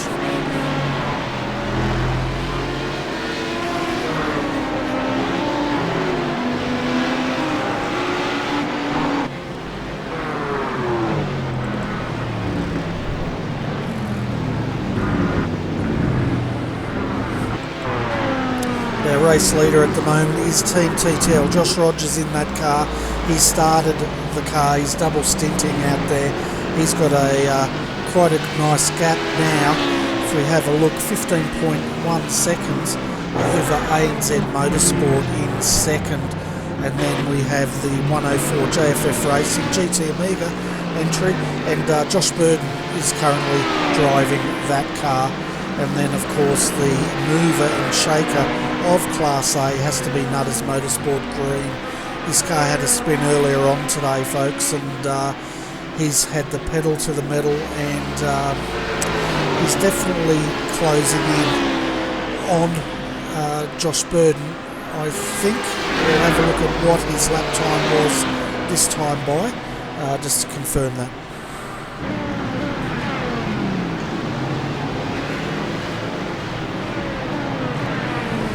Josh Burden did a 2:06.972, and we'll see what Nutters Motorsport does, but he's being balked a bit by traffic, so it's probably not going to mean much as he goes across the line. He did a 2:06.672 in traffic, so you can see he's definitely got this car hooked up today.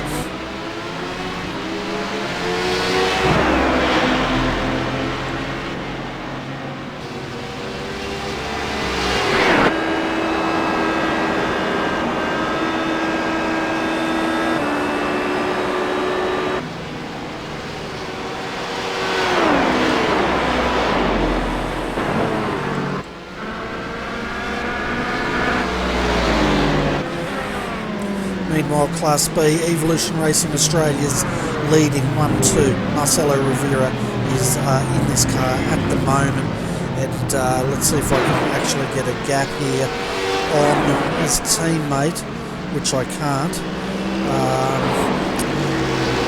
Let's see if I can guesstimate it. It's probably about 3 seconds would be the gap, or a bit longer. Over his teammate Riley Blythe, and then we have the Boost Juice entry 200 in third at the moment, trying to close back in.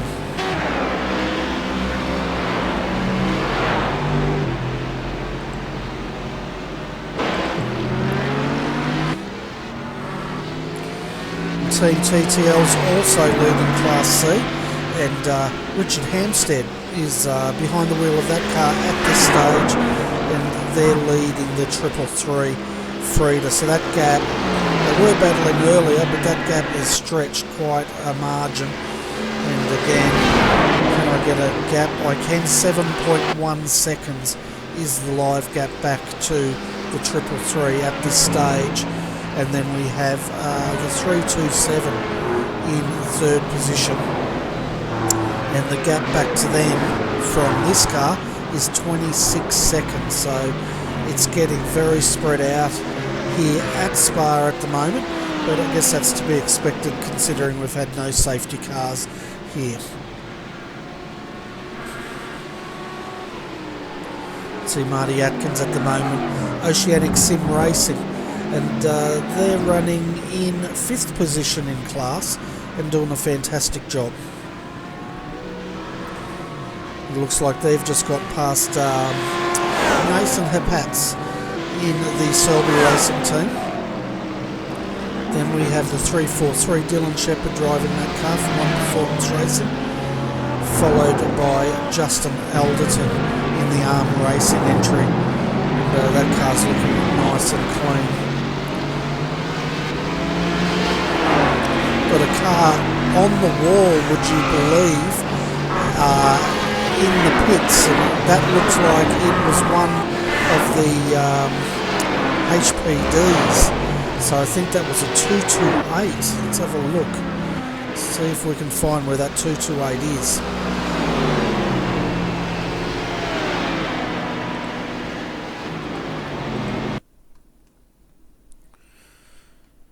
See if we can pick this up, because I'm sure I saw that car sitting on the wall.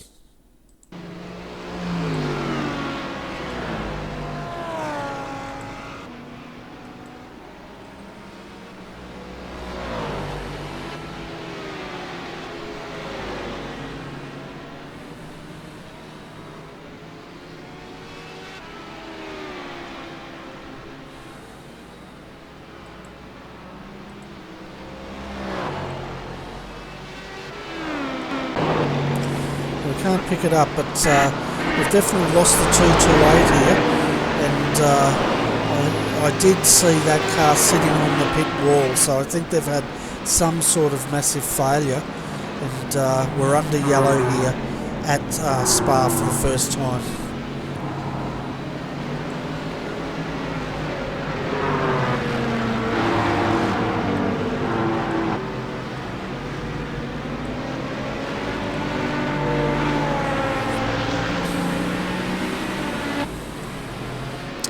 So the first time under yellow here at Spa after the 228 has had a failure of some sort. We haven't, just turning down the volume a little, we haven't had confirmation of exactly what has happened to that car, but it's not on our telemetry, and it was found sitting on pit wall at the hairpin. So yeah, we'll try to work out what has happened there.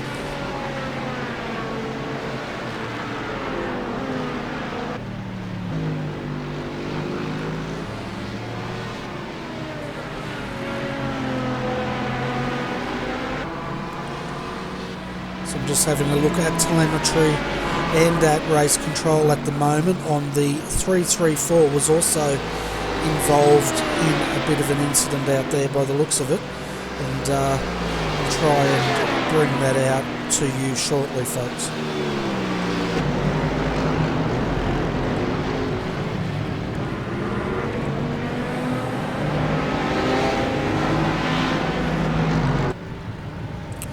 So that was the Triads Racing 3 car, Scott Nolan behind the wheel of that vehicle, and let's see if I can find out what's exactly going on with him.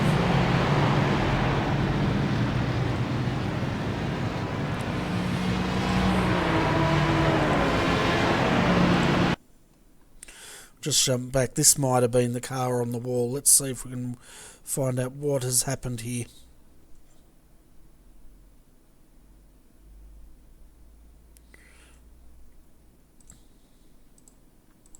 Yeah, my mistake. It was a 334 that was sitting on pit wall that has brought out our first yellow flag here.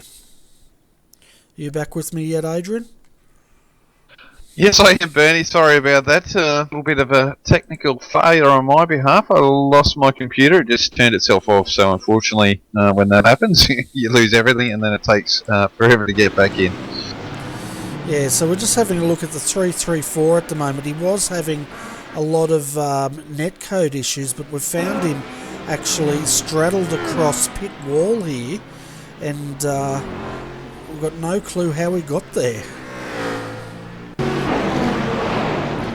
Yeah, unfortunately I'm going to have to watch your replay, because obviously I won't have that information. on me, so hopefully I can see that through the replay. So I'll be a little bit slow in seeing it. But yeah, oh, geez, in the that's unusual for sure. Yeah, you can see him spinning the wheels trying to get that car off pit wall, but he's lost it coming through La Source there and spun it, and he's actually straddled the wall. So most unusual place to park a car. Yeah, I wonder if so he's lost it coming out of La Source there and may have ended up straddling the barrier. So that's I can see the netcode now. Just getting that replay through now. Bit of issue there with netcode, so obviously it makes it hard to get that replay up for everyone. Yeah, we've got it up there now. It's on its way, so you'll see quite clearly what's happened, and I think that's the first time I've seen that sort of incident. Oh yeah, just loose coming out there and rolls over and flips over and lands on the concrete barrier. Wow, that's is a strange one. So hard luck there for those boys. Oh yeah, it certainly is, and we've got 228. I thought this was a car in trouble, but we couldn't get it up on our screen, but they are still out there, folks, and sitting in 1, 2, 3, about 5th position in class.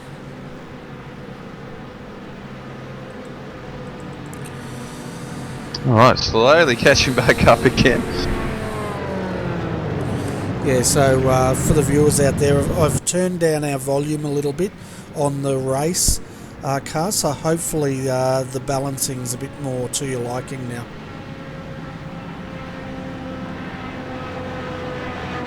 Yeah, guys, don't forget if it's a little bit out of balance, we might be a little bit soft, or the racing's a little bit loud, or might be a little bit soft. Just throw in a note there in YouTube. There, we are watching. We do read most of the comments when we can, so we are keeping an eye on that. So if there's something that we need to tweak slightly, just let us know. Yeah, so looking at our top 5 in each class while we're under yellow, we will be under yellow for quite a little bit of time here, just because of the way race control tries to cleanse the field. So Team TTL is leading at the moment. ANZ Motorsport, fairways down in traffic, is in 2nd for Class A. 3rd is JFF Racing GT Amiga. 4th is Nutters Motorsport Green, and definitely the mover and shaker in Class A at the moment. And then rounding out your top 5 is Redback Racing HPD number 118. Peter Lynn has taken the controls over from Warren Pickering in that car, and I won't put the mocker on them, but they're doing a great job out there. Looking at Class B, well, Marcelo Rivera for Evolution Racing Australia in the 226 is leading, and then we have Riley Blythe. He was having a great battle there with Michael Schreier, who's sitting in 3rd. Then 4th we have Wayne Burke, Synergy Sim Racing, and then 5th we have the 2nd ERA car, the 228, or the 3rd, sorry, Jake Blackhall. So it's all Synergy Sim Racing versus ERA in Class B. Looking down at Class C, Richard Hampstead for Team TTL's leading that class, followed by 333 Frida, who's pretty much just been doing its own laps or its own schedule, and being in 2nd pretty much for the whole race. Then we have Carnet TDR 327 in 3rd, followed by, right behind him, Triads Racing. The Triads Racing 2, Darren McKenzie driving that in 4th, and then Oceanic Sim Racing, Marty Atkins in the Audi is sitting in 5th in that class. Yeah, I don't think it's going to be a lot of cars getting moved here at the moment. There'll be a couple, but having a look at the field here, looking at the front of the field, we've got the leader in HBD right behind the safety car, so he's in position, so there's no other HBDs in front of him. First place in Class B is Marcelo, and he's got no other C7s in front of him because he's right behind the leaders. So the only cars that we're going to be cleansing will be the GT3s, and I'm sure there won't be too many of those either. Yeah, so I think the way this works, race control cleanses the field and then they open the pits. Is that I think that's the order they do it in. Yeah, that's the order. So they get anyone that's in front of their class leader. So, you know, at the moment, if say car number 217 was in front of Marcelo Rivera here at the moment, which is car 226, he would have been waved around the safety car and joined back on the back of the field here. And then once they clean the field, they open up the pit lane, and then you get your service. So it's a good way to get rid of these cars. But then once obviously that happens and you do pit, you know, you put yourself back in that field, and that's where sometimes it can get a little bit hectic in a restart. But you know, that's the whole challenge of this multi-class racing and safety cars. You've just got to work your field, and this is where the teams have got to be really, really patient. Yeah, exactly right, and we can just see them coming through again. We had a nice view of the forest here at Spa, and it's a great view here, having a look at the field as they're snaking their way down towards the chicane.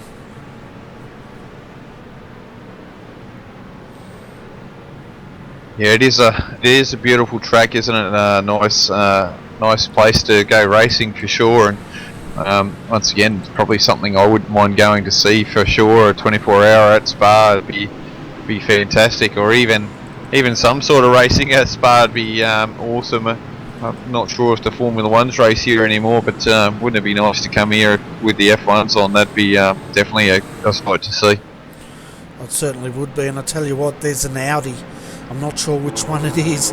They've come into pit lane. They've got to be careful here, and now they're going in.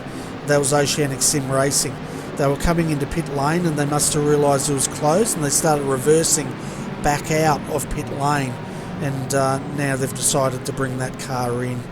And I guess if you go backwards down pit lane, you're very likely to get a black flag. Yeah, I believe you'll probably end up being disqualified going backwards down the track, so you'll automatically get disqualified. So yeah, you've got to go in and complete your pit stop. Basically, you may as well take the penalty, because I don't think it's as bad as you think. So get in there, cop the penalty, and you know, it's sort of like it will cost you, but maybe it won't too, because you've already had that issue. It might help you, but it's stopped getting that advantage in a way. But yeah, you're in there, you're committed, you've got to cop it now. Yeah, and last time we saw a car going backwards on the track, that was the I think it was a 119 Redback Racing. They had a hardware failure, and unfortunately the car rolled backwards down the hill, and they ended up getting disqualified, even though well, there's nothing you can do once iRacing disqualifies you, pretty much. Yeah, that's it. Once iRacing disqualifies you, that's it. You can't come back, and you're out of the race permanent. So yeah, it's one of those dealios that you got to put up with.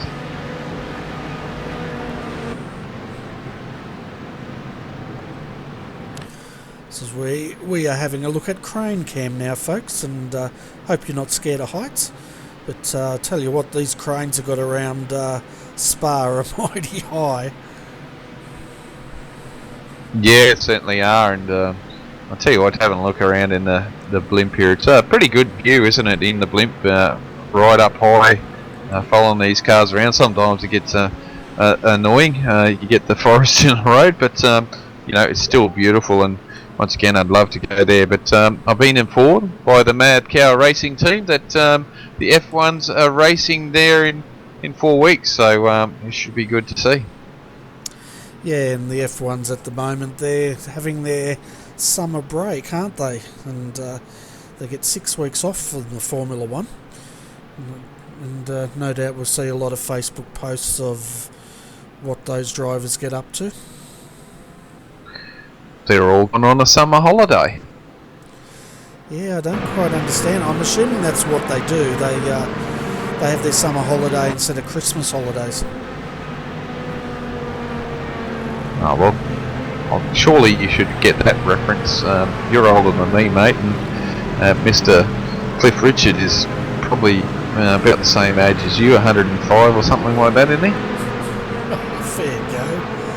Oh, dearie me.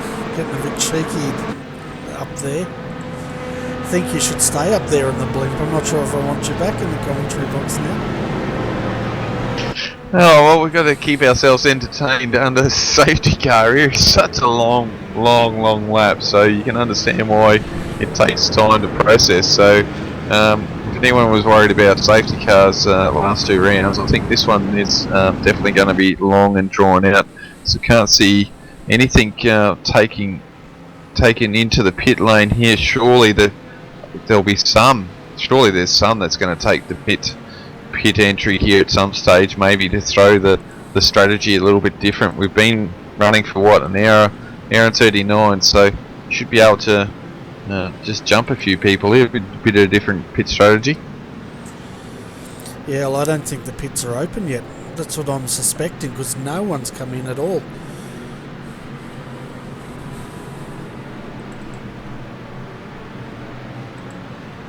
Yeah, once again, I suppose this is part of bit of the iRacing, so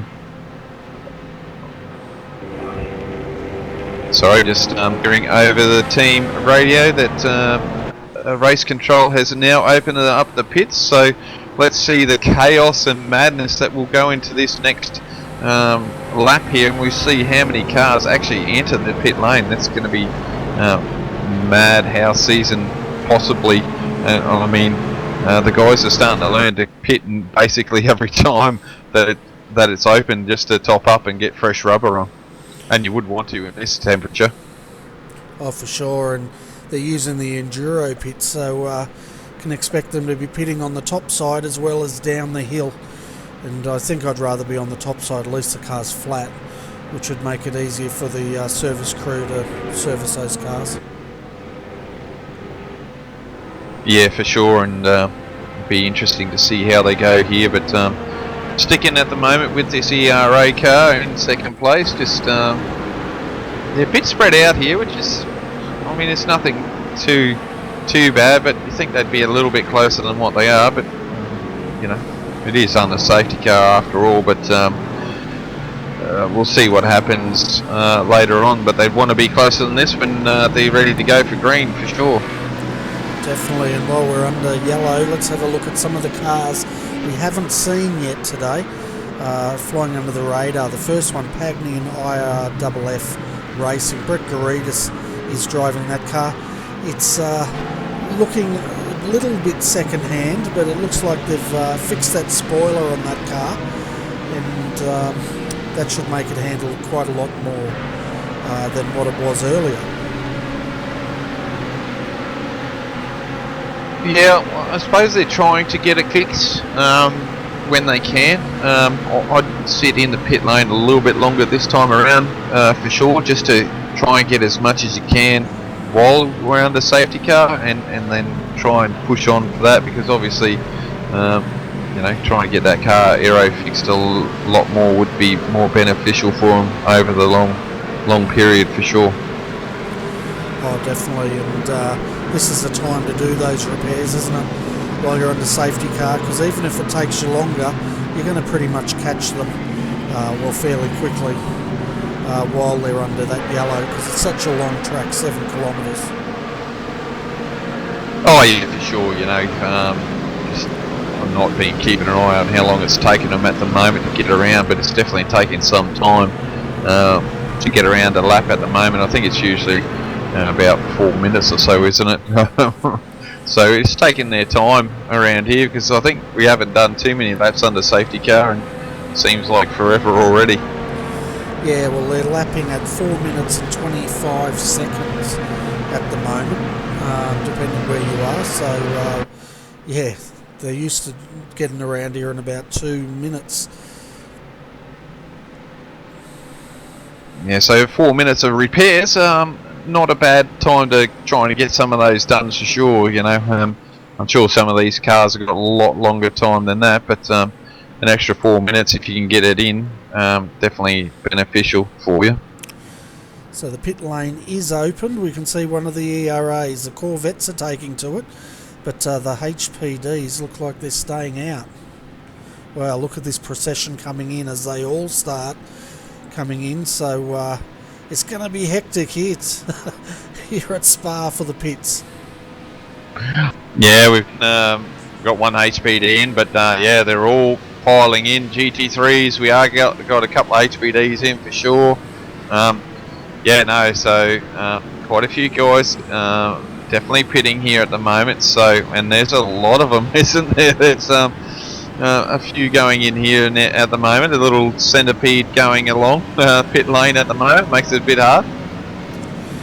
Oh, and we can see the 333 actually hit the outside wall as he went through La Source in pit lane there. And I tell you what, it's not hard to do, is it? No, it's very tight in that section of the lane for sure, so you can get it wrong there. I've ran out of fuel actually coming down there, and I held up a few guys there. One of those was Brent O'Brien at one stage, so not intentional, but yeah, a bit of a faux pas by me running out of fuel and holding everyone up in the endurance lane, but not intentional for sure. That was a little while ago. Yeah, and I bet you were the toast of the town for that one. Yeah, I wasn't. Yeah, they weren't too pleased with my efforts in that instant. Yeah, I could imagine, and I guess that was the old days when they raced the Lotus 49s, and you guys saw it in black and white.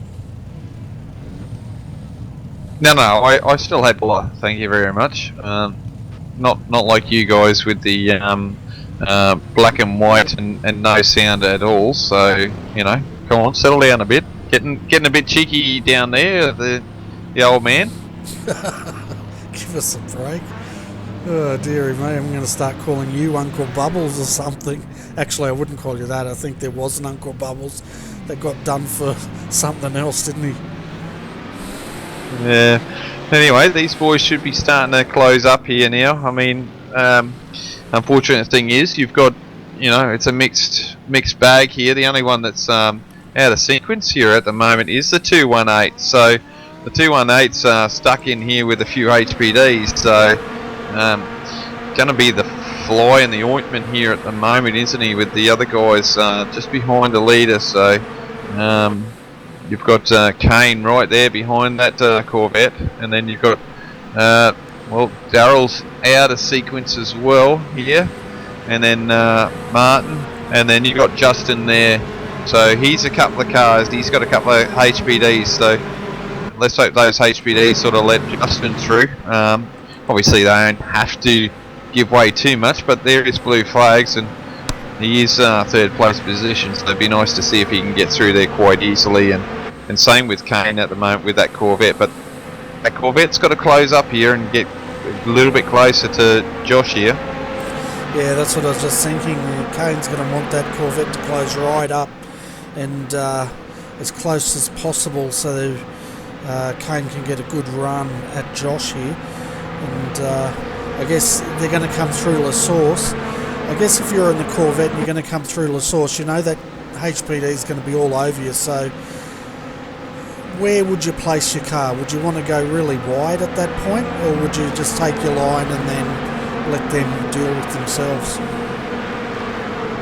It's going to be hard for Lucas here because it's not just one HPT. There's almost the whole field sitting there. So he's just got to get onto it and look. Let's hope that they're all sensible here, and he'll try and get the power down as quickly as can, but not as quickly as you think as boys coming up to the chicane. We know the yellow won't be thrown here. They'll keep going around, and we should get the green flag as the safety car pulls in. Should be a little bit closer here. He's got to get closer. Yeah, he wants to be right up behind Josh here because if he doesn't, he's going to be frustrating all those HPD guys. People like Kane Kujimiya, Justin Strickland buried down there. They want to minimise that gap as much as possible. Yeah, we'll see what he does here. He's still a little bit too far away. He should have been a little bit closer here. Yeah, you can see Kane now looking on the outside. He's going to take him, and we're under green here, so Kane's cleared him. The simulated entry's coming through. Oh, nearly contact through a Rouge, but he gets through. What about Justin Strickland? He's sort of buried in the field back here, trying to make their way through the Corvette. 3 wide down Camel Straight. Yeah, that would have been a slowdown there, and the Corvette's just trying to stick in there. Oh, watch out, Justin's going deep in there. That was brave moves there. I mean, that's just where you're going to get a lot of impatient drivers here, just trying to get through, and Lucas is just trying to do his best here to keep on the line and yeah, just get this car through here at the moment. Yeah, so Justin's cleared him now, so he's got a few more down there to get past him, but he's doing a great job in that Corvette, just trying to stay out of trouble as these guys stream past.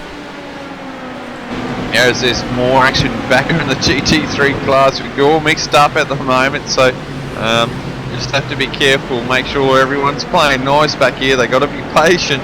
Guys are flashing their lights, but look, at the end of the day, it's always going to be a hard thing to do at the moment. Just got to be patient, trying to get through. I know you're racing everyone, but you don't want to be crashing your car out at this stage. Yeah, and we'll jump on board with Josh Burton. He's 4th in Class A, and it'll just give the guys a bit of an idea how patient you have to be in this traffic as he goes past the 200 of Synergy Sim Racing and puts the foot down, but now he's got another GT3 just ahead of him.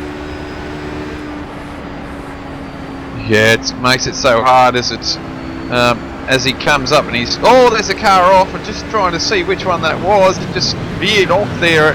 I'm just trying to see where that was. Yeah, I can see that in the background, and we've got another car off. That's one of the Corvettes, and I'm not sure which that one was either. Well, it looks like Garitas could have been him, or oh yeah, it was Brett Garitas. He was on the outside. Oh, he's touched the Corvette. The Corvette's gone on the inside of him. He's just touched him, and it speared him into the wall quite heavily, and man, that car looks like it's seen better days.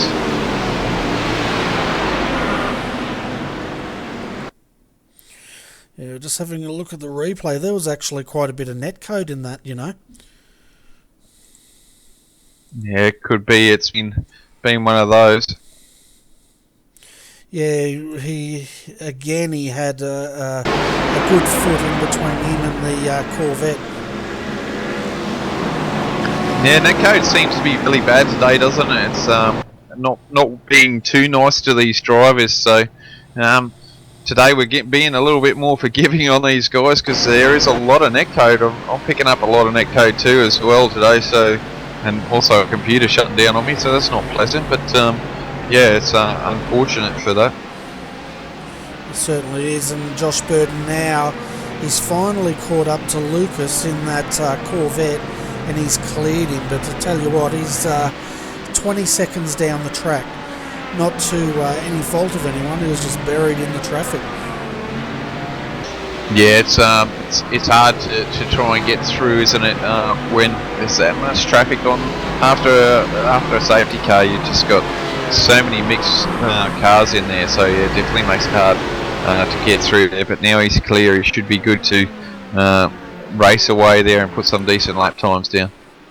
And speaking of decent lap times, Team TTL Josh Rogers just set a fastest lap, and that was a 2:04.071.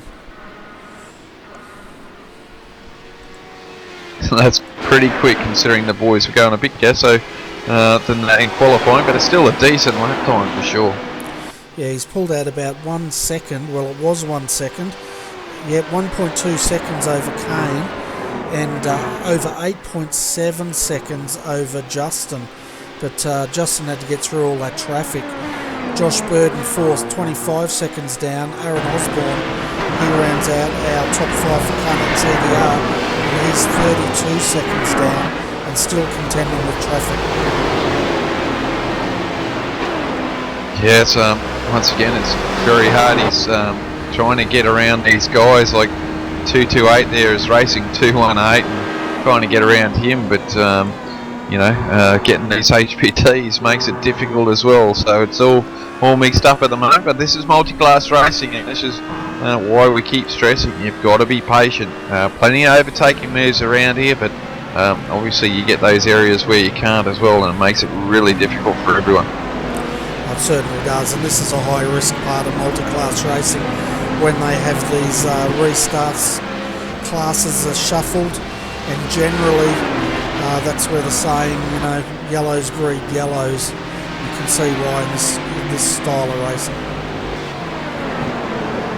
Yeah, for sure. And I tell you what, though, they've all done a reasonable job to get through that. As just sitting here with to see the ERA car go wide there, and the Redback Racing HPD gets through. Is looks like Michael Schreier's or the Synergy entry there is closed up on the back of 218 there.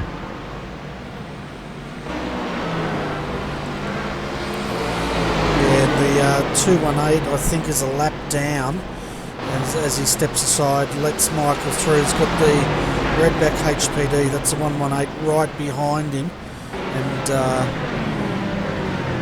he's not really having a move at the moment. He's just sitting there, but he's probably working out where he can make that safe pass. Yeah, and that's actually to Hobson in the car now, so obviously there'd be a driver change in that car, maybe under that safety car there, because Michael would have been close to having his double stint there and decided to pit that car. Yeah, good call. So Brenton Hobson's jumped into the Sim Racing 200, and double stinting around here. Well, I guess up Camel Straight you get a bit of time to relax. Oh yeah, for sure. The main reason why everyone double stints is just to save that little bit of time in pit lane.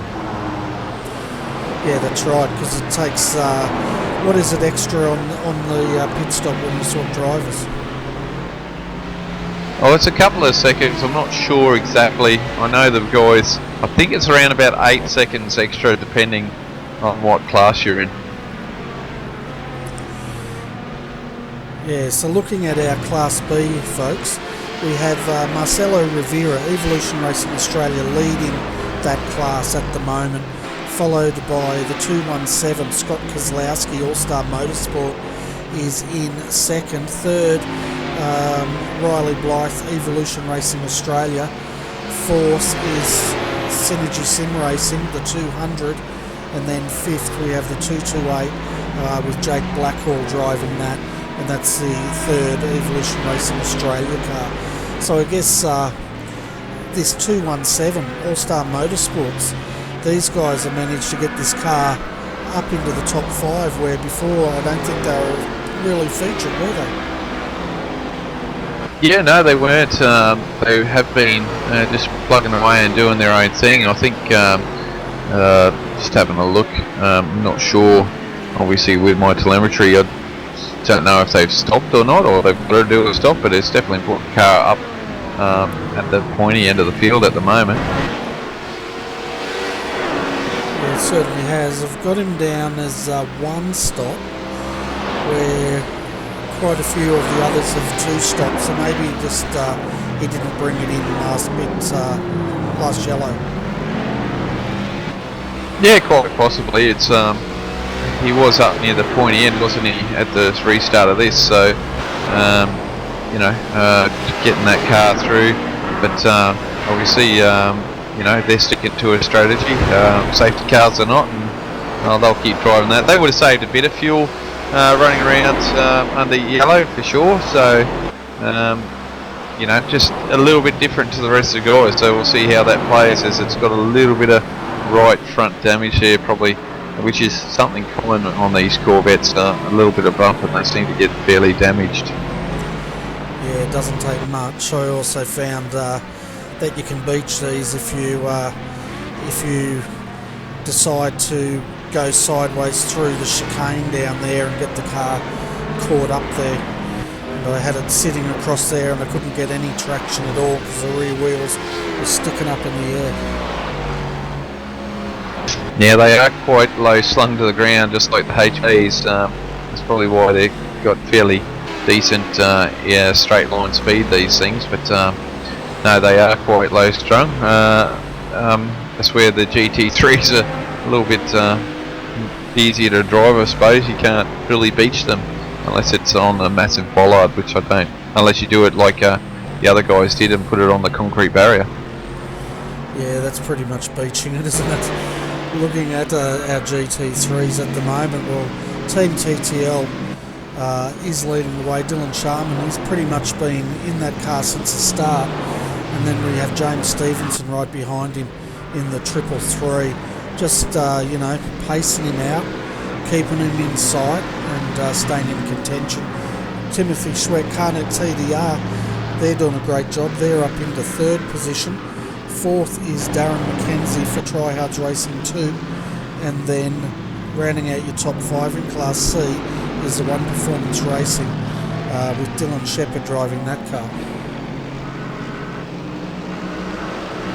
I'll tell you what, Team OSR at the moment is not having a really good race here at the moment. They've copped another penalty for communication breach. So basically a communication breach is when they're speaking over team radio to ask why they got a penalty. So I think we've covered that off before. Poor old Trent got one of those as well, which I think I mentioned at the time that yes, I believe Trent's going to cop a penalty for that, which he did, and it's part of the rules, and the guys have got to understand that they can't be chatting away over the team radio. They've got to do it through the right channels, and they've just copped another penalty. Yeah, and the first one was to enter in the closed pit, which we saw him do, didn't we? And they tried to reverse out, but it's too late for that.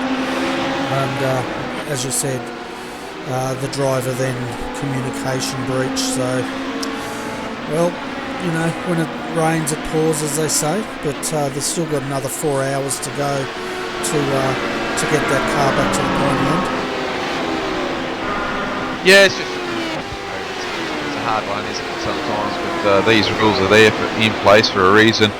It's the good reason why they give you a penalty for coming into a closed pit lane is because you can actually get an advantage out of coming into pit. So, I mean, obviously it was a mistake by the driver, but once again, in real life, if a driver came in a closed pits, he'd get penalised. So that's what the rules are, and then that's what they are. That's right, and we can see now OSR bringing that car in to serve that penalty, or probably one. He's got a drive-through plus a 1 lap hold. Now, I'm not sure if this is that one, or if this is the second drive-through plus maximum pit time plus a 30-second hold. Yeah, I'm not 100% certain how many of those he's served at the moment. Let's hope it's his second one and he gets that done. But yeah, a bit of hard luck for those boys. But keep racing away. Put the points on there. Keep gaining points. I mean, I think TDR with their HPD shows you that you don't have to always win races. You just got to get there and be consistent and get the car at home at the end with the least amount of incidents, and you can be up near the pointy end of the championship. So the boys are doing well, but Team TTL there are definitely fighting back. They're showing you that if you got pace and putting the car on the podium, it definitely helps your championship as well. So it's good to see both strategies working really well for those two teams through this championship. Oh, definitely. And speaking of strategy, folks, it's just about time for us to have our dinner break. So we're going to be back on air tonight at 7 p.m. to take this race to the end. So you'll definitely get the last 2 hours of racing, and we'll get you up to date then. But at the moment, Josh Rogers is leading for Team TTL over ANZ Motorsport. That gap out now is 4.07 or 4.007 seconds, 4 seconds. Justin Strickland, Nutters Motorsport Green, 16 seconds down in 3rd. And then you've got Josh Rogers in 4th for JFF Racing. And then Carnet CDR is sitting in 5th position. So Adrian, it's time for our tea break, mate. And we'll be back here at 7 tonight. We may have a special guest join us tonight. He was going to come into the comm box with us, but that car is now racing. But hopefully he'll jump up for a chat anyway. So folks, hope you're enjoying this coverage, and we'll see you back here tonight at 7 p.m.